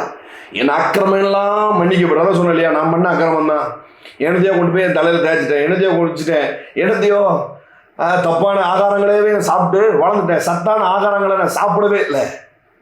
சத்தான ஆகாரங்களே எனக்கு கொடுக்கறதுக்கு ஆள் இல்லை. தரித்திரத்தில் இருந்ததுனால என் சரீரத்திற்கு தேவையான போஷாக்கு உள்ள போகவே இல்லை. மரபணு நிமித்தமா என்ன பண்ணிட்டாங்க, என் தாய் தகப்பனு சொத்து சேர்த்து வச்சுங்களோ இல்லை, எனக்கு ஒரு வியாதியை சேர்த்து வச்சுட்டு போயிட்டாங்க. அதனாலதான் எனக்கு வீசிங் இருக்குது. அவங்களுக்கு அது இருந்ததுனாலதான் எனக்கு ஏதோ நடக்குது. எல்லாத்துக்கும் சொல்றாரு, ஆக்கிரமங்களை எல்லாம் மன்னித்து நோய்களை குணமாக்கி. ஹல்லேலூயா, ஹல்லேலூயா. Receive it in the name of Jesus. நோய்களை குணமாக்கி, நோய்களை குணமாக்கி, நோய்களை குணமாக்கி. ஹல்லேலூயா, ஹல்லேலூயா. இதை பார்த்து கொண்டிருக்கிற ஒவ்வொருத்தருக்கும் நான் டிக்ளேர் பண்றேன், நோய்கள் குணமாய், நோய்கள் குணமாய், நோய்கள் குணமாய். ஆமென். மார்க் 16:17 பாருங்க. சாவுக்கு ஏதுவான யாதொன்றை கொடுத்தாலும் சேதப்படுத்தாது, வியாதியஸ்தர்கள் மேல் கைகளை வைப்பார்கள், அப்பொழுது அவர்கள் சொஸ்தம் ஆவார்கள். என்ன சொல்லுங்க? சொஸ்தம் ஆவார்கள். சொஸ்தம் ஆவார்கள். நல்லா சொல்லுங்க, சொஸ்தம் ஆவார்கள். ஆமா, நானே வியாதியஸ்தனா இருக்கேன், உனக்கு ஒரு அதிகாரம் இருக்குது. உன் தலையில நீ கை வச்சாலே கீழே ஆயிடுவேன். எனக்கு வியாதி இருக்கு பிரதர், நான் எங்க போய் மற்றவங்களுக்கு சுகத்தை கொடுக்க இல்லை. முதல்ல உன் தலையில கை வை, நீ கீழே ஆவேன். ஆமென், ஹல்லேலூயா. இது வெறும் பாடி, இது வெறும் பாடி. நீ ஸ்பிரிட் பீயிங். உன் ஸ்பிரிட் மேனுக்கு நோய் கிடையாது. உன் ஸ்பிரிட் மேனுக்கு கை காலெல்லாம் கரெக்டா இருக்குது. உன் ஸ்பிரிட் மேனுக்கு ஸ்கின் டிசீஸ் கிடையாது. உன் தலையில நீ கை வை. ஆமென், ஹல்லேலூயா. இது நீ ஜஸ்ட் நீ இது வாழுற வீடு. இது தேவன் தங்குகிற ஒரு ஆலயம், ஒரு கட்டடம். இதுல நீ பழுது பார்க்கணும்னு நினைச்சிட்டா பழுது பார்க்க முடியும். எப்படி பழுது பார்க்க முடியும்? ஏன்னா வேதம் சொல்லுது, என் நாமத்தினாலே வியாதியஸ்தர்களின் கைகளை வைப்பார்கள், அப்பொழுது அவர்கள் சொஸ்தமாவார்கள். ஹல்லேலூயா, ஹல்லேலூயா, ஹல்லேலூயா, ஹல்லேலூயா. மோரவா, இந்த மாதிரி கூட நீங்க உங்களை யோசிக்க முடியும். வயதானாலும் நரமுடி வரக்கூடாதுன்னு உங்களால யோசிக்க முடியும். நான் அப்படிலாம் யோசிச்சுக்கிட்டு இருக்கிறேன். இப்ப நீங்க பாக்குறதெல்லாம் இளநரை. காலேஜ் படிக்கும் போது தேவையில்லாத கலரிங் போட்டதுனால வந்த பிரச்சனை பாருங்க. இப்போ பாக்குற ஜவஹர்லாம் நீங்க காலேஜ் படிக்கும் போது பார்த்துருக்கவே முடியாது. அப்படி பார்த்தாலும் கண்ணு மூடிட்டு போற அளவுக்கு தான் அது இருக்கும். மெர்கண்டி கலரு பர்கண்டி கலர்னு என்னெல்லாம் கலர் இருந்ததோ அவ்வளோ கலரும் தலைக்குள்ளே ஏற்றதுனால பார்த்தீங்கன்னா இப்போ எந்த கலருமே ஏற்ற முடியாத அளவுக்கு ஆகிப்போச்சு. ஆமாம், ஆக்கிரமம் தான் பண்ணிட்டேன், கிருபையாய் மன்னித்து அவன் சரீரத்தின் முடிகளுக்கு ஒரு சுகத்தை தருவார். ஏமே, ஆமாம், நான் விசுவாசிக்கிறேன் பாருங்க. கொஞ்ச நாள் கழிச்சு பார்த்தா ஆமாம் அந்த மாதிரி மாறி இருக்கும் இயேசுவின் நாமத்தினால.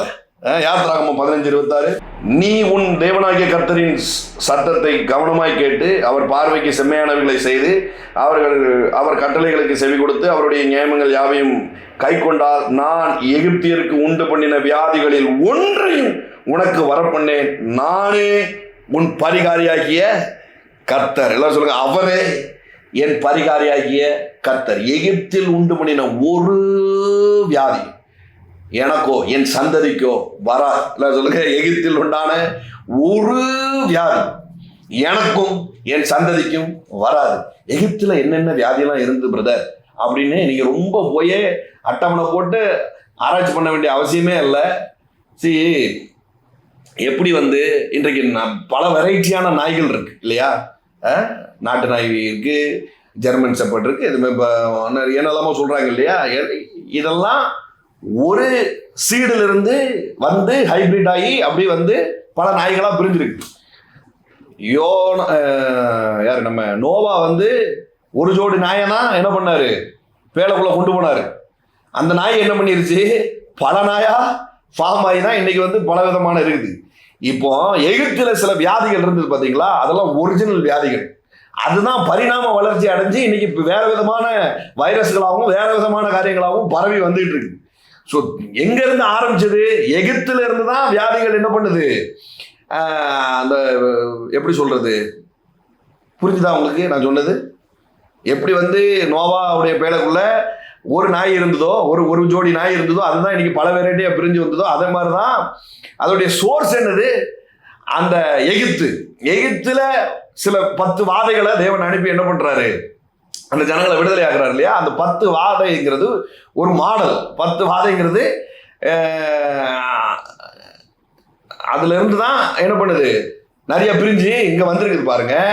அதுதான் ஆண்டவர் சொல்றாரு, இனி எகிப்துல உண்டு பண்ண ஒரு வியாதி, இப்ப நம்ம அனுபவிச்சுட்டு இருக்கிற எல்லா வியாதியும் இருக்கு இல்லையா, தலைவலி, காய்ச்சலா இருக்கட்டும், சுகரா இருக்கட்டும், ப்ரெஷரா இருக்கட்டும், இதெல்லாம் ஆரிஜின் எங்க இருந்து வருதுன்னா எகிப்துல இருந்து தான் வருது. அவங்களுக்கு நடந்ததுல இருந்து தான் வெவ்வேறு பரிணாம வளர்ச்சி அடைந்து என்ன பண்ணுது, இங்க வேற மாதிரி இருக்குது. அது என்னதான் உருந்துட்டு போகுது, ஒரு நகத்துல இருக்கிற பிரச்சனையா இருக்கலாம், முடியல இருக்கிற பிரச்சனையா இருக்கலாம், உள்ளுறுப்புகள் இருக்கிற பிரச்சனையா இருக்கலாம், எல்லாத்துக்கும் ஆரிஜின் என்னதான் இருந்திருக்கு, அது மாடல் என்னவா இருக்குது, எகிப்தில் உண்டான வியாதி. அதை தான் ஆண்டவர் சொல்றாரு, அதுல ஒரு வியாதி கூட உன் சரீரத்துல வராது. ஹல்லேலூயா. ஏன் இந்த அடிப்படையை சொல்றீங்க? ஏன்னா ரஃபா, நான் யெகோவா ரஃபா.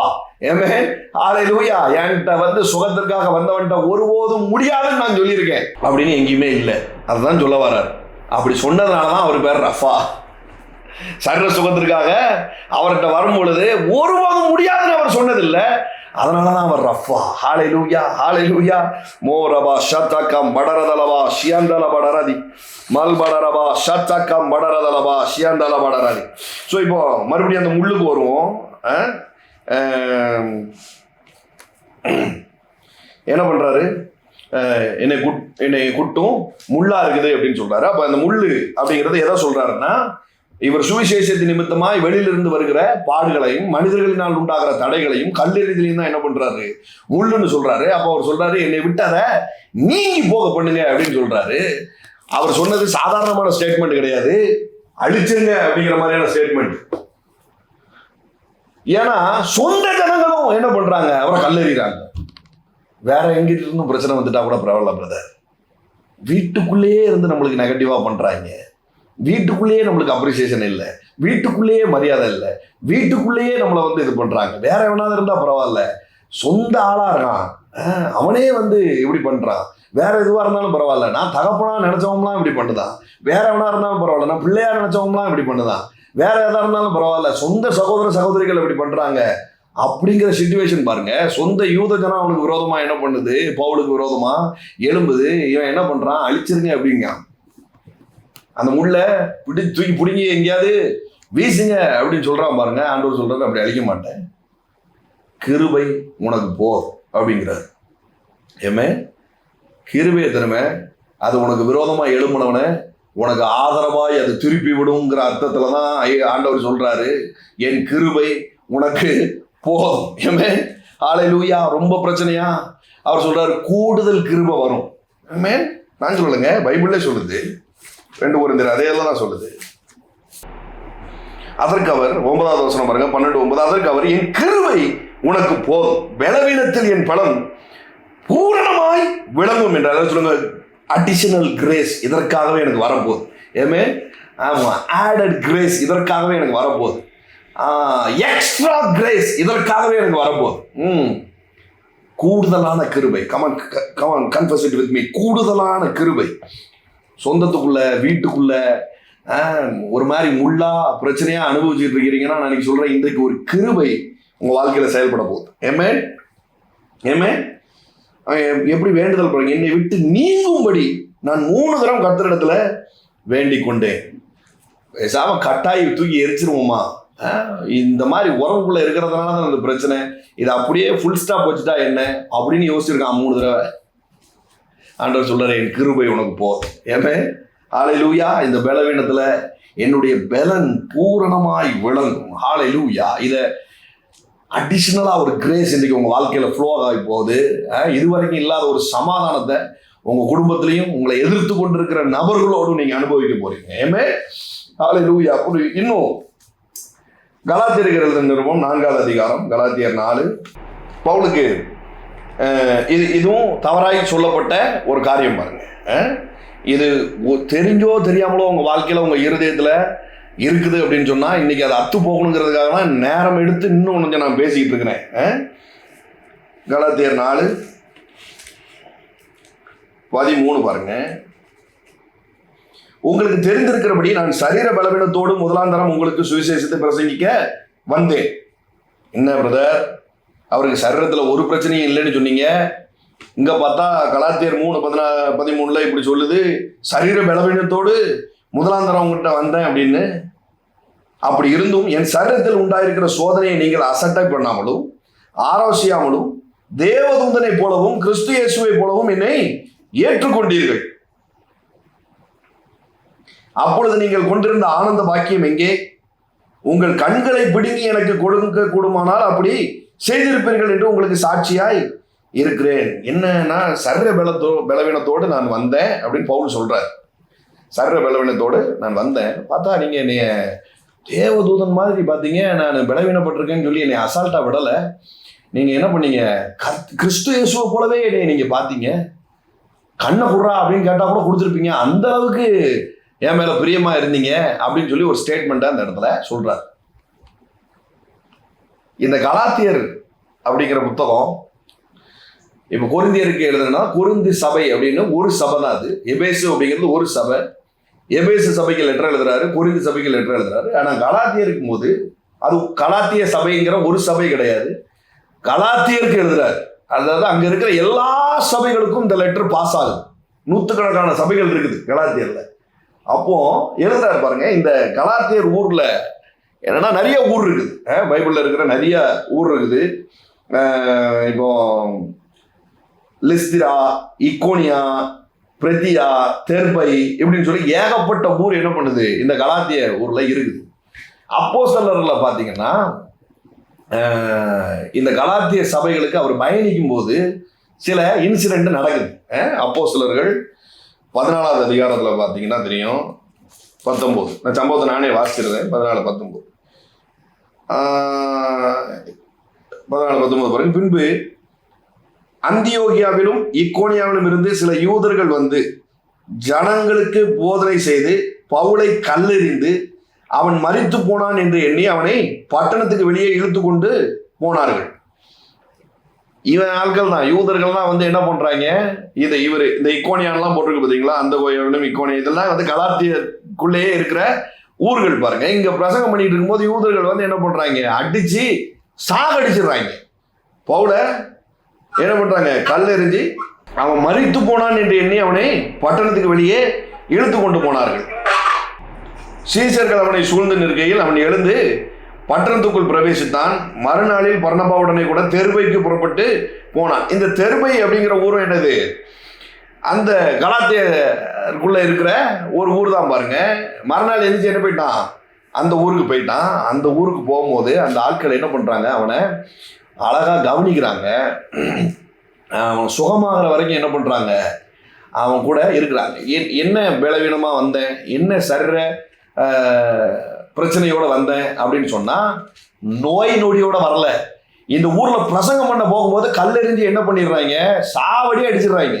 அடிச்ச உடனே என்ன பண்றாரு, பக்கத்து ஊருக்கு போறாரு. பக்கத்து ஊர்ல என்ன பண்றாங்க, ஜனங்களை அவரை ஆலோசித்து அவரை கிறிஸ்துவை போலவே பார்த்து என்ன பண்றாங்க, அவருக்கு சாப்பாடு கொடுத்து அவரை பாதுகாத்து அவர் சரீர சுகமாகிற வரைக்கும் அவரை வச்சு பார்த்து, என்ன அளவுக்குன்னா கண்ணில் இப்போ ஒரு கல்லடி பட்டதுல கண்ணு வீங்கி இருக்கு அப்படின்ட்டுனா என் கண்ணை வேணா வச்சுக்கிட்டோமா, அந்த கண்ணை ரிமூவ் பண்ணிடுமா, அந்த அளவுக்குலாம் அன்பு கூர்ந்துருக்குறாங்க. அதான் அவர் என்ன பண்றாரு சொல்றாரு இந்த கலாத்தியர் புத்தகத்துல, அவர் சரீர பலவீனத்தோட வந்தா பக்கத்து ஊர்ல இருந்து வரும்பொழுது எப்படி வராரு, அடி வாங்கி ரத்த காயங்களோடு வராரு. இது குறிப்பிட்ட நாட்கள் கல்லெறி உண்டானதுனால அவர் சரீரத்துல உண்டான பிரச்சனை தானே தவிர 60 வயசு வரைக்கும் சுகரும் பிரசரோட இருக்கிறத பத்தி அவர் சொல்லல. புரியுதா? வாழ்நாள் முழுக்க என்னமோ அவர் ஒரு சரீரத்துல ஒரு பிரச்சனையோட இருந்ததை பத்தி சொல்லல. நான் சொன்னேன் இல்லையா, தவறான சுவிசேஷம் ஒண்ணு ஊருக்குள்ள பரவி இருந்தது அப்படின்னு சொல்லி அவங்க என்ன பண்ணாங்கன்னா, அவருக்கு கண்ணுல இவர் ஏன்னா கண்ணு கேட்டா கூட கண்ணு எனக்கு தந்திருப்பிய அப்படின்னு சொன்னாரு. அப்படிங்கிறதுனால என்னவா, அவருக்கு கண்ணுல ஒரு பிரச்சனை இருந்தது, அவர் கண்ணுல ஒரு சீல் வடிஞ்சுக்கிட்டே இருந்தது. அதை அவர் என்ன பண்ணாரு, எப்பவும் தொடச்சிக்கிட்டே இருந்தாரு. அப்படிங்கிற அளவுக்கு என்ன பண்ணிட்டாங்க, அதை திரிச்சு விட்டாங்க பாருங்க. அதுக்கு இன்னொரு வசனத்தையும் அவங்க எடுப்பாங்க. என்ன அப்படின்னா, இது பாருங்க கலாத்தியர் 6:11 பாருங்க, இந்த வசனத்தையும் எடுத்துக்கிடுவாங்க. என் கையெழுத்தாய் எவ்வளவு எழுதின நின்று பாருங்கள். இது தமிழ்ல அழகா வந்திருக்குது. ஆங்கிலத்துல இருந்து தான் இந்த மாதிரியான தப்பான போதனைகள் வந்துச்சு. அதுல என்ன எழுதிருக்கும்னா, லார்ஜ் லெட்டர்ஸ் அப்படின்னு சொல்லி வந்திருக்கும். லார்ஜ் லெட்டர் அப்படின்னு உடனே என்ன பண்ணிட்டாங்க, இவர் கண்ணு தெரியாம சின்னதா எழுத வேண்டியிருக்கு அப்படின்னு சொல்லி ஒத்த கண்ணை வச்சுக்கிட்டு பெருசா எழுதிட்டாரு. கலாச்சாரிக்கு எழுதின நிருபத்தை என்ன பண்ணியிருக்கிறாரு, பெரிய பெரிய லெட்டரா எழுதினாரு அப்படிங்கிற மாதிரி என்ன பண்ணிட்டாங்க, திருச்சி விட்டாங்க பாருங்க. அவர் அதை சொல்லல, உங்களுக்கு என்ன நிறைய எழுதியிருக்கேன் அப்படின்னு சொல்றாரு, அதிகமா எழுதியிருக்கேன் அப்படின்னு தான் சொல்றாரு தவிர, இவர் பெரிய பெரிய லெட்டரா எழுதிட்டேன் எனக்கு கண்ணில் பிரச்சனை இருக்கிறதுனால அப்படின்னு அவர் சொல்லலை பாருங்க. ஏமே அவங்களுக்கு தெரியுமா, அவர் கைக்குட்டையை போட்டா அவ்வளவு பேர் ஹீலிங் ஆயிருக்கிறான். பவுலுடைய கைக்குட்டையை பிடிச்சவங்களாம் ஹீலிங் ஆயிருக்கிறான். பவுலுடைய வஸ்திரத்தை தொட்டவங்களாம் ஹீலிங் ஆயிருக்கிறான். கண்ணில் ஏதோ வடிஞ்சுக்கிட்டே இருக்குதுன்னு தொடச்சிட்டு அவரு கொடுத்தா எவனும் வாங்கவே மாட்டான். முதல்ல அந்த கைக்குட்டைய கையால கூட எடுக்க மாட்டான். என்ன நடந்திருக்குது அப்படின்னு சொன்னா, அவர் சரீரத்துல சட்டன் பீரியட் சுவிசேஷத்தினால வாங்கின அடியினால கொஞ்ச நாள் என்ன பண்ணியிருக்கிறாரு, பலவீனத்துல இருந்திருக்கிறார தவிர அவர் சரீரத்துல வியாதியோட இல்லை. ஏமே ஹல்லேலூயா. ஒருவேளை இப்படிப்பட்ட தவறான போதனைகள் உங்களுக்குள்ள ஆழமா போயிருந்தது அப்படின்னு சொன்னா, இப்ப நான் சொல்லும் போதே அது எல்லாம் அவங்க டிஎன்ஏல இருந்து வெளியேறட்டும் இயேசுவின் நாமத்தினால. ஏன்னா தமஸ்குல கண்ணுல ஒளி விழுந்த ஒரு ஆள் பாருங்க. ஆமா, ஒரு ஒளி கண்ணுல அடிச்சதுன்னா வாழ்நாள் முழுக்க கண்ணு தெளிவா இருக்குமே தவிர ஒரு நாளும் அந்த கண்ணு மங்கி போகாது. இப்படி நான் சொல்லும் போதே உங்க கண்கள்ல இருக்கிற பிரச்சனை எல்லாம் மறையிட்டு இயேசுவின் நாமத்தினால. ஹல்லேலூயா ஹல்லேலூயா. எல்லா பவரும் கரெக்டான அலைன்மெண்ட்டுக்கு வரட்டும். ஹல்லேலூயா. இனி ஸ்டைலுக்காக கூலிங் கிளாஸ் போடணும் தவிர பவருக்காக கிளாஸ் போடக்கூடாது. பவருக்காக கிளாஸ் போடக்கூடாது. உங்க கண்ணில் இருக்கிற பிரச்சனைகள் இந்த நேரத்தில் சால்வ் ஆகணும். மோரபா ஷதகா மடரதலபா ஷியந்தலபடரது. உங்க கண்ணில் இருக்கிற பிரச்சனை வெள்ளெழுத்து, கருப்பெழுத்து, சிவப்பெழுத்து எல்லாம் இன்னைக்கு மாறட்டும். நிற பிரச்சனை இருக்குது பிரதர், கண்ணாடி போடாம முடியல, தலைவலி வருது, மாறட்டும் இயேசுவின் நாமத்தினால. ஆரபா ஷத. ஏன்னா என் கண்களில ஒளி உண்டாயிருக்குது. Come on declare it with me. என் கண்களில ஒளி உண்டாயிருக்கிறது. என் கண்களில் ஒளி உண்டாயிருக்கிறது.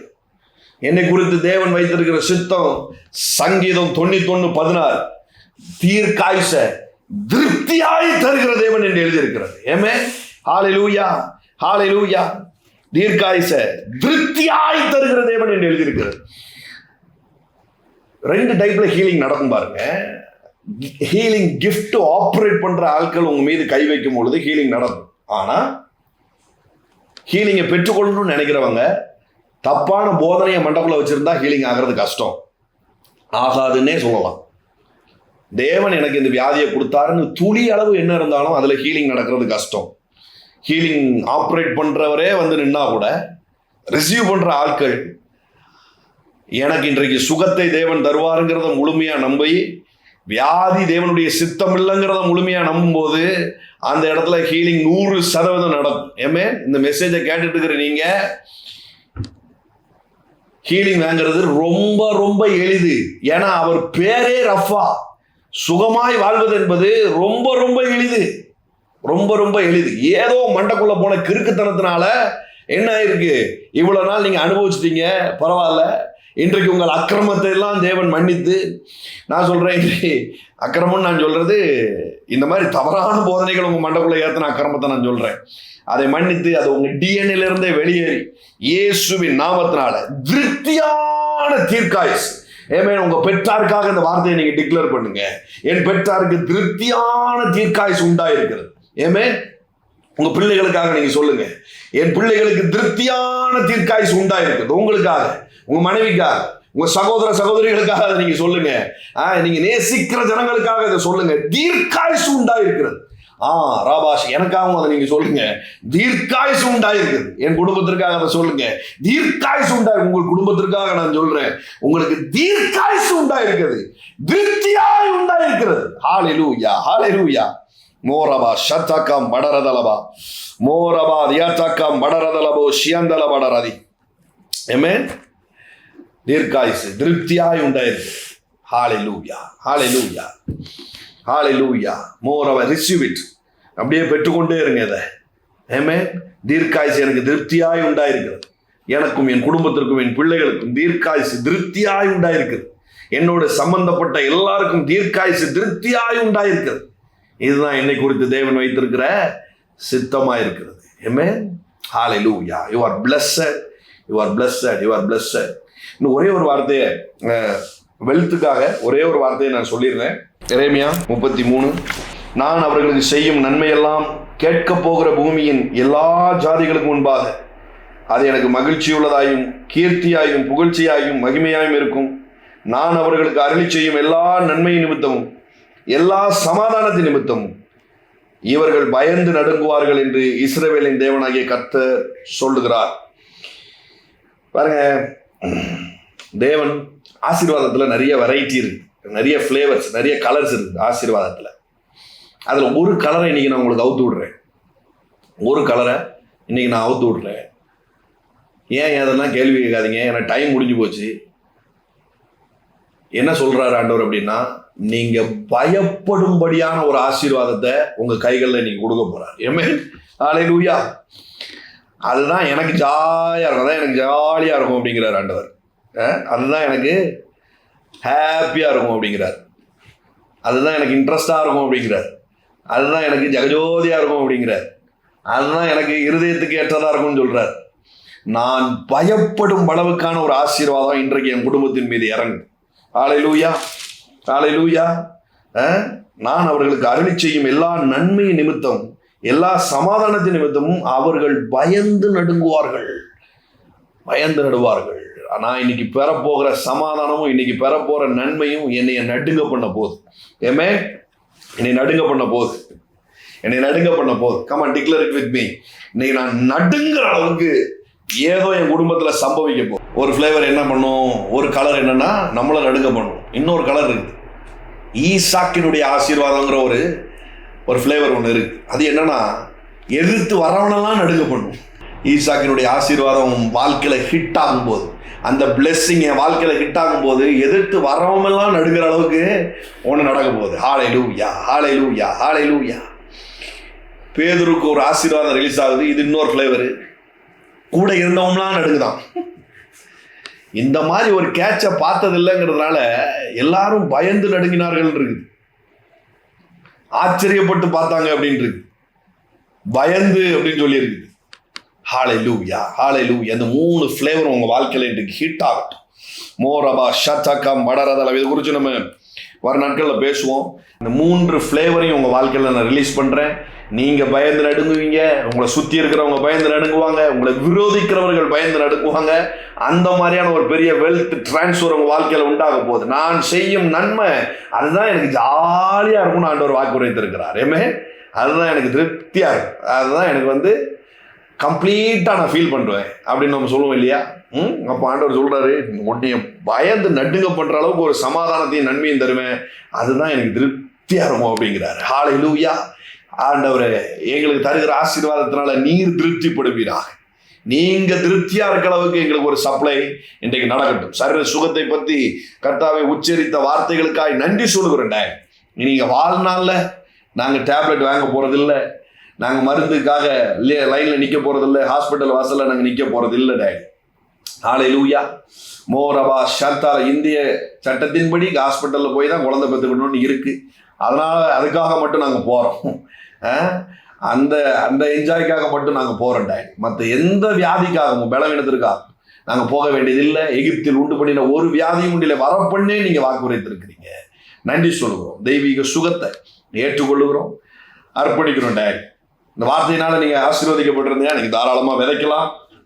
இந்த சுகம் என்னுடையது அப்படின்னு சொல்லி நீங்கள் தாராளமாக விதைக்கலாம். இன்னைக்கு நான் ஹீலிங் ஆப்ரேட் ஆகும்போது காது கேட்காதவங்களுக்கெல்லாம் காது ஓப்பன் ஆயிடுச்சு நிறைய நேரத்தில். உங்களுக்குள்ளே அநேகர் அந்த மாதிரியான சுகத்தை நீங்கள் அனுபவித்திருக்கிறீங்க. இப்போ சாட்சி சொன்னால் நேரம் பத்தாது. ஸோ உங்கள் மேலேயும் அது ஆப்ரேட் ஆகிருக்குது. ஐ ஃபீல் இட். உங்கள் மேலேயும் நிச்சயமாக அது ஆப்ரேட் ஆகிருக்குது. ஸோ இந்த வார்த்தையை கனப்படுத்தி நீங்கள் விதைக்கலாம். கர்த்தர் உங்களுடைய விதைகளை வர்த்திக்கப்படுவார். இந்த ஆசீர்வாத ஃப்ளேவர்ஸ் உங்கள் வாழ்க்கையில் வேலை செய்யட்டும். ஒரே ஒரு தடவை எனக்காக சொல்கிறீங்களா? நானும் பயந்து நடுங்க போகிறேன், எதிர்த்தவர்களும் பயந்து நடுங்க போகிறாங்க, என்னை சுற்றி இருக்கிறவங்களும் பயந்து நடக்க போகிறாங்க. இன்னைக்கு அப்படி ஒரு ஆசீர்வாதம் என் தலைமையில விழப்போகுது. ஹல்லேலூயா. என் சரீரத்தில் என் உச்சம் தலையிலிருந்து உள்ளங்கால் வரைக்கும் இதுவரைக்கும் நான் அனுபவித்திராத ஒரு தெய்வீக சுகத்தை அனுபவிக்க போகிறேன். என் உள் உறுப்புகளையும் என் வெளி உறுப்புகளையும் கர்த்தருடைய குணமாக்கும் வல்லமையை நான் அனுபவிக்க போகிறேன். ஏமே ரஃபாவை நான் அனுபவிக்க போகிறேன். ஹல்லேலூயா. யெகோவா ரஃபாவை நான் அனுபவிக்க போகிறேன். ஹல்லேலூயா, ஹல்லேலூயா, ஹல்லேலூயா. Thank you Lord Father. தீர்க்காயுசு என்னை குறித்து, என் பெற்றாரை குறித்து, என் பிள்ளைகளை குறித்து தேவனுடைய வாக்கா இருக்கிறது. திருப்தியான தீர்க்காயுசு எனக்கு உண்டா? ஏமே என் முதிர் வயதிலையும் நான் கடிதந்து புஷ்டியும் பசுமையுமா இருப்பேன். எனக்குள்ள காரியத்தை நானே செய்வேன். மற்றவங்களுடைய கையை நாடி இருக்க மாட்டேன். எனக்குரிய காரியத்தை நானே செய்வேன். எல்லாம் சொல்லுங்க, எனக்குரிய காரியத்தை நானே செய்வேன். மற்றவங்களுடைய கையை நான் நாடி இருக்க மாட்டேன். என் சரீரம் அப்பவும் பலனுள்ளதாயிரும், பலனுள்ளதாயிரும், பலனுள்ளதாயிரும். Thank you Lord Father. விரும்பினதை சாப்பிடுவேன். என் அப்பத்தையும் என் தண்ணீரையும் ஆசீர்வதிப்பேன். வியாதியை உன்னை விட்டு விளக்குவேன் அவர் வாக்கு பண்ணியிருக்கிறார். ஹல்லேலூயா. நான் விரும்பினதை சாப்பிடுவேன். சாவுக்கு எதுவான யாதொன்றை புசித்தாலும் அதை சேதப்படுத்தார். ஏமே ஹல்லேலூயா. Thank you Lord. Thank you for the wonderful word. Thank you for the encounter. என் கண்ணில் உண்டான ஹீலிங்காய் நன்றி. என் தோலில் உண்டான ஹீலிங்காய் நன்றி. என்னுடைய பாதங்களில் உண்டான ஹீலிங்காய் நன்றி. என்னுடைய முட்டுகள்லையும் கரடுகளையும் உண்டான ஹீலிங்காக நன்றி. என் முதுகில் உண்டான ஹீலிங்காய் நன்றி. என் குறுக்கில் உண்டான ஹீலிங்காக நன்றி. என் தலைக்கு உண்டான ஹீலிங்காக நன்றி. என் மார்பில் உண்டான ஹீலிங்காக நன்றி. என் வயிற்றில் உண்டான ஹீலிங்காக நன்றி. ஹல்லேலூயா. என்னுடைய ரீப்ரொடியூசிங் உறுப்புகளில் உண்டான ஹீலிங்காக நன்றிட. என்னுடைய பிசிஓடி ப்ராப்ளங்கள் எல்லாம் நீங்கி போனதற்காக நன்றிட. ஹல்லேலூயா, ஹல்லேலூயா. பெண்கள்லாம் அந்த மாதிரியான பிரச்சனையில் இருக்கிறீங்க அப்படின்னு சொன்னால் நீங்கள் டிக்ளேர் பண்ணுங்க. Thank you Holy Spirit. Thank you Holy Spirit. Thank you for the wonderful healing today. Thank you for the wonderful healing today. Right now today, right now today, right now. அக்கிரமங்கள் எல்லாம் தூக்கி எறியப்பட்டிருக்கு. இயேசுவின் தழும்புகளால் குணமாயிருக்கிறோம். ஏமே பலவீனப்பட்டவன் ஒருவனும் இல்லை. ஒரே ரத்தம், நிலைக்கால்களில் பூசப்பட்ட ஒரு ரத்தம் சங்காரங்களை மாற்றி அமைத்தது. ஹல்லேலூயா. அதை பார்த்து கொண்டிருக்கிற வீடுகளுக்குள்ள ரத்தம் தெளிக்கப்படட்டும். வீடுகளுக்குள்ள ரத்தம் தெளிக்கப்படட்டும். Thank you for. தீர்க்க முடியாத பிரச்சனைகள் எல்லாம் இன்றைக்கு டாக்டர்ஸ் நாளையும் அறிஞானிகளினாலே கர்த்தாவே, அறிவியல் நுட்பங்களினாலும் தீர்க்க முடியாததெல்லாம், எல்லா வியாதிகளும் இந்த நேரத்துல தீர்க்கப்படட்டும், தீர்க்கப்படட்டும், தீர்க்கப்படட்டும், தீர்க்கப்படட்டும். மோரபா சந்தாலபா தகமட ரதலபோ ஷியந்தாலபா தகமட ரதலபா. I release a favor dad. சுவிசேஷத்தின் நிமித்தமாய், இயேசுவை ஏற்றுக்கொண்டது நிமித்தமாய் உண்டான காரியங்களுக்கு, குத்தலும் குடைச்சலும் இருக்கிறதான வீட்டுக்குள்ள இருக்கிறதான காரியங்கள், சுவிசேஷத்தின் நிமித்தமாய் உண்டாகிற பிரச்சனைகள், தேவன் அழைத்த அழைப்புக்கு விரோதமாய் எழும்புற பிரச்சனைகள், கல்லெறிகள், இந்த மாதிரியான முள்ளுகளுக்கு நீங்கி போகிற அளவுக்கு தேங்க்யூ ஃபாதர். ஒரு கிருபை, கூடுதலான ஒரு கிருபை சப்ளை ஆகட்டும், கூடுதல் கிருபை சப்ளை ஆகட்டும், கூடுதல் கிருபை சப்ளை ஆகட்டும் இயேசுவின் நாமத்தினால். அழைத்த அழைப்புக்கு விரோதமாக எழும்பி இருக்கிற காரியங்கள் மீது தேங்க்யூ ஃபாதர். சப்ளை நடக்கட்டும் டாடி, சப்ளை நடக்கட்டும், ஒரு கிருபை உண்டாகட்டும். என் கிருபை உனக்கு போதும், இந்த பலவீனத்தில் உன் பலன் பூரணமாய் விளங்கும் என்று எழுதியிருக்கு. Thank you Lord father. சுவிசேஷத்து நிமித்தமாய் உறவுகளையோ வீடுகளையோ பணத்தையோ ஒருவன் இழந்திருந்தானே, ஆனால் இம்மையில் மறுமையிலும் 100 பெற்றுக்கொள்வான் என்று எழுதியிருக்கிறது. எஸ் ஃபாதர், 100 இன்றைக்கே பெற்றுக்கொள்ளட்டும். இன்றைக்கு 100-fold blessing ரிலீஸ் பண்றேன் இயேசுவின் நாமத்தினால். Thank you father, thank you father, thank you father. நீர் உண்மை உள்ளவர், வாக்கிலே உண்மை உள்ளவர். Thank you Lord. உடைய வார்த்தைகள் எல்லாம் சத்தியமா இருக்குது. இன்றைக்கு அபிஷேகமாயும் சில நுகங்கள் முறிந்திருக்கிறது, சத்திய வார்த்தையினாலும் சில நுகங்கள் முறிந்திருக்கு. அதை விசுவாசிக்கிறோம் இயேசுவின் நாமத்தினால பிதாவே. ஆமென், ஆமென்.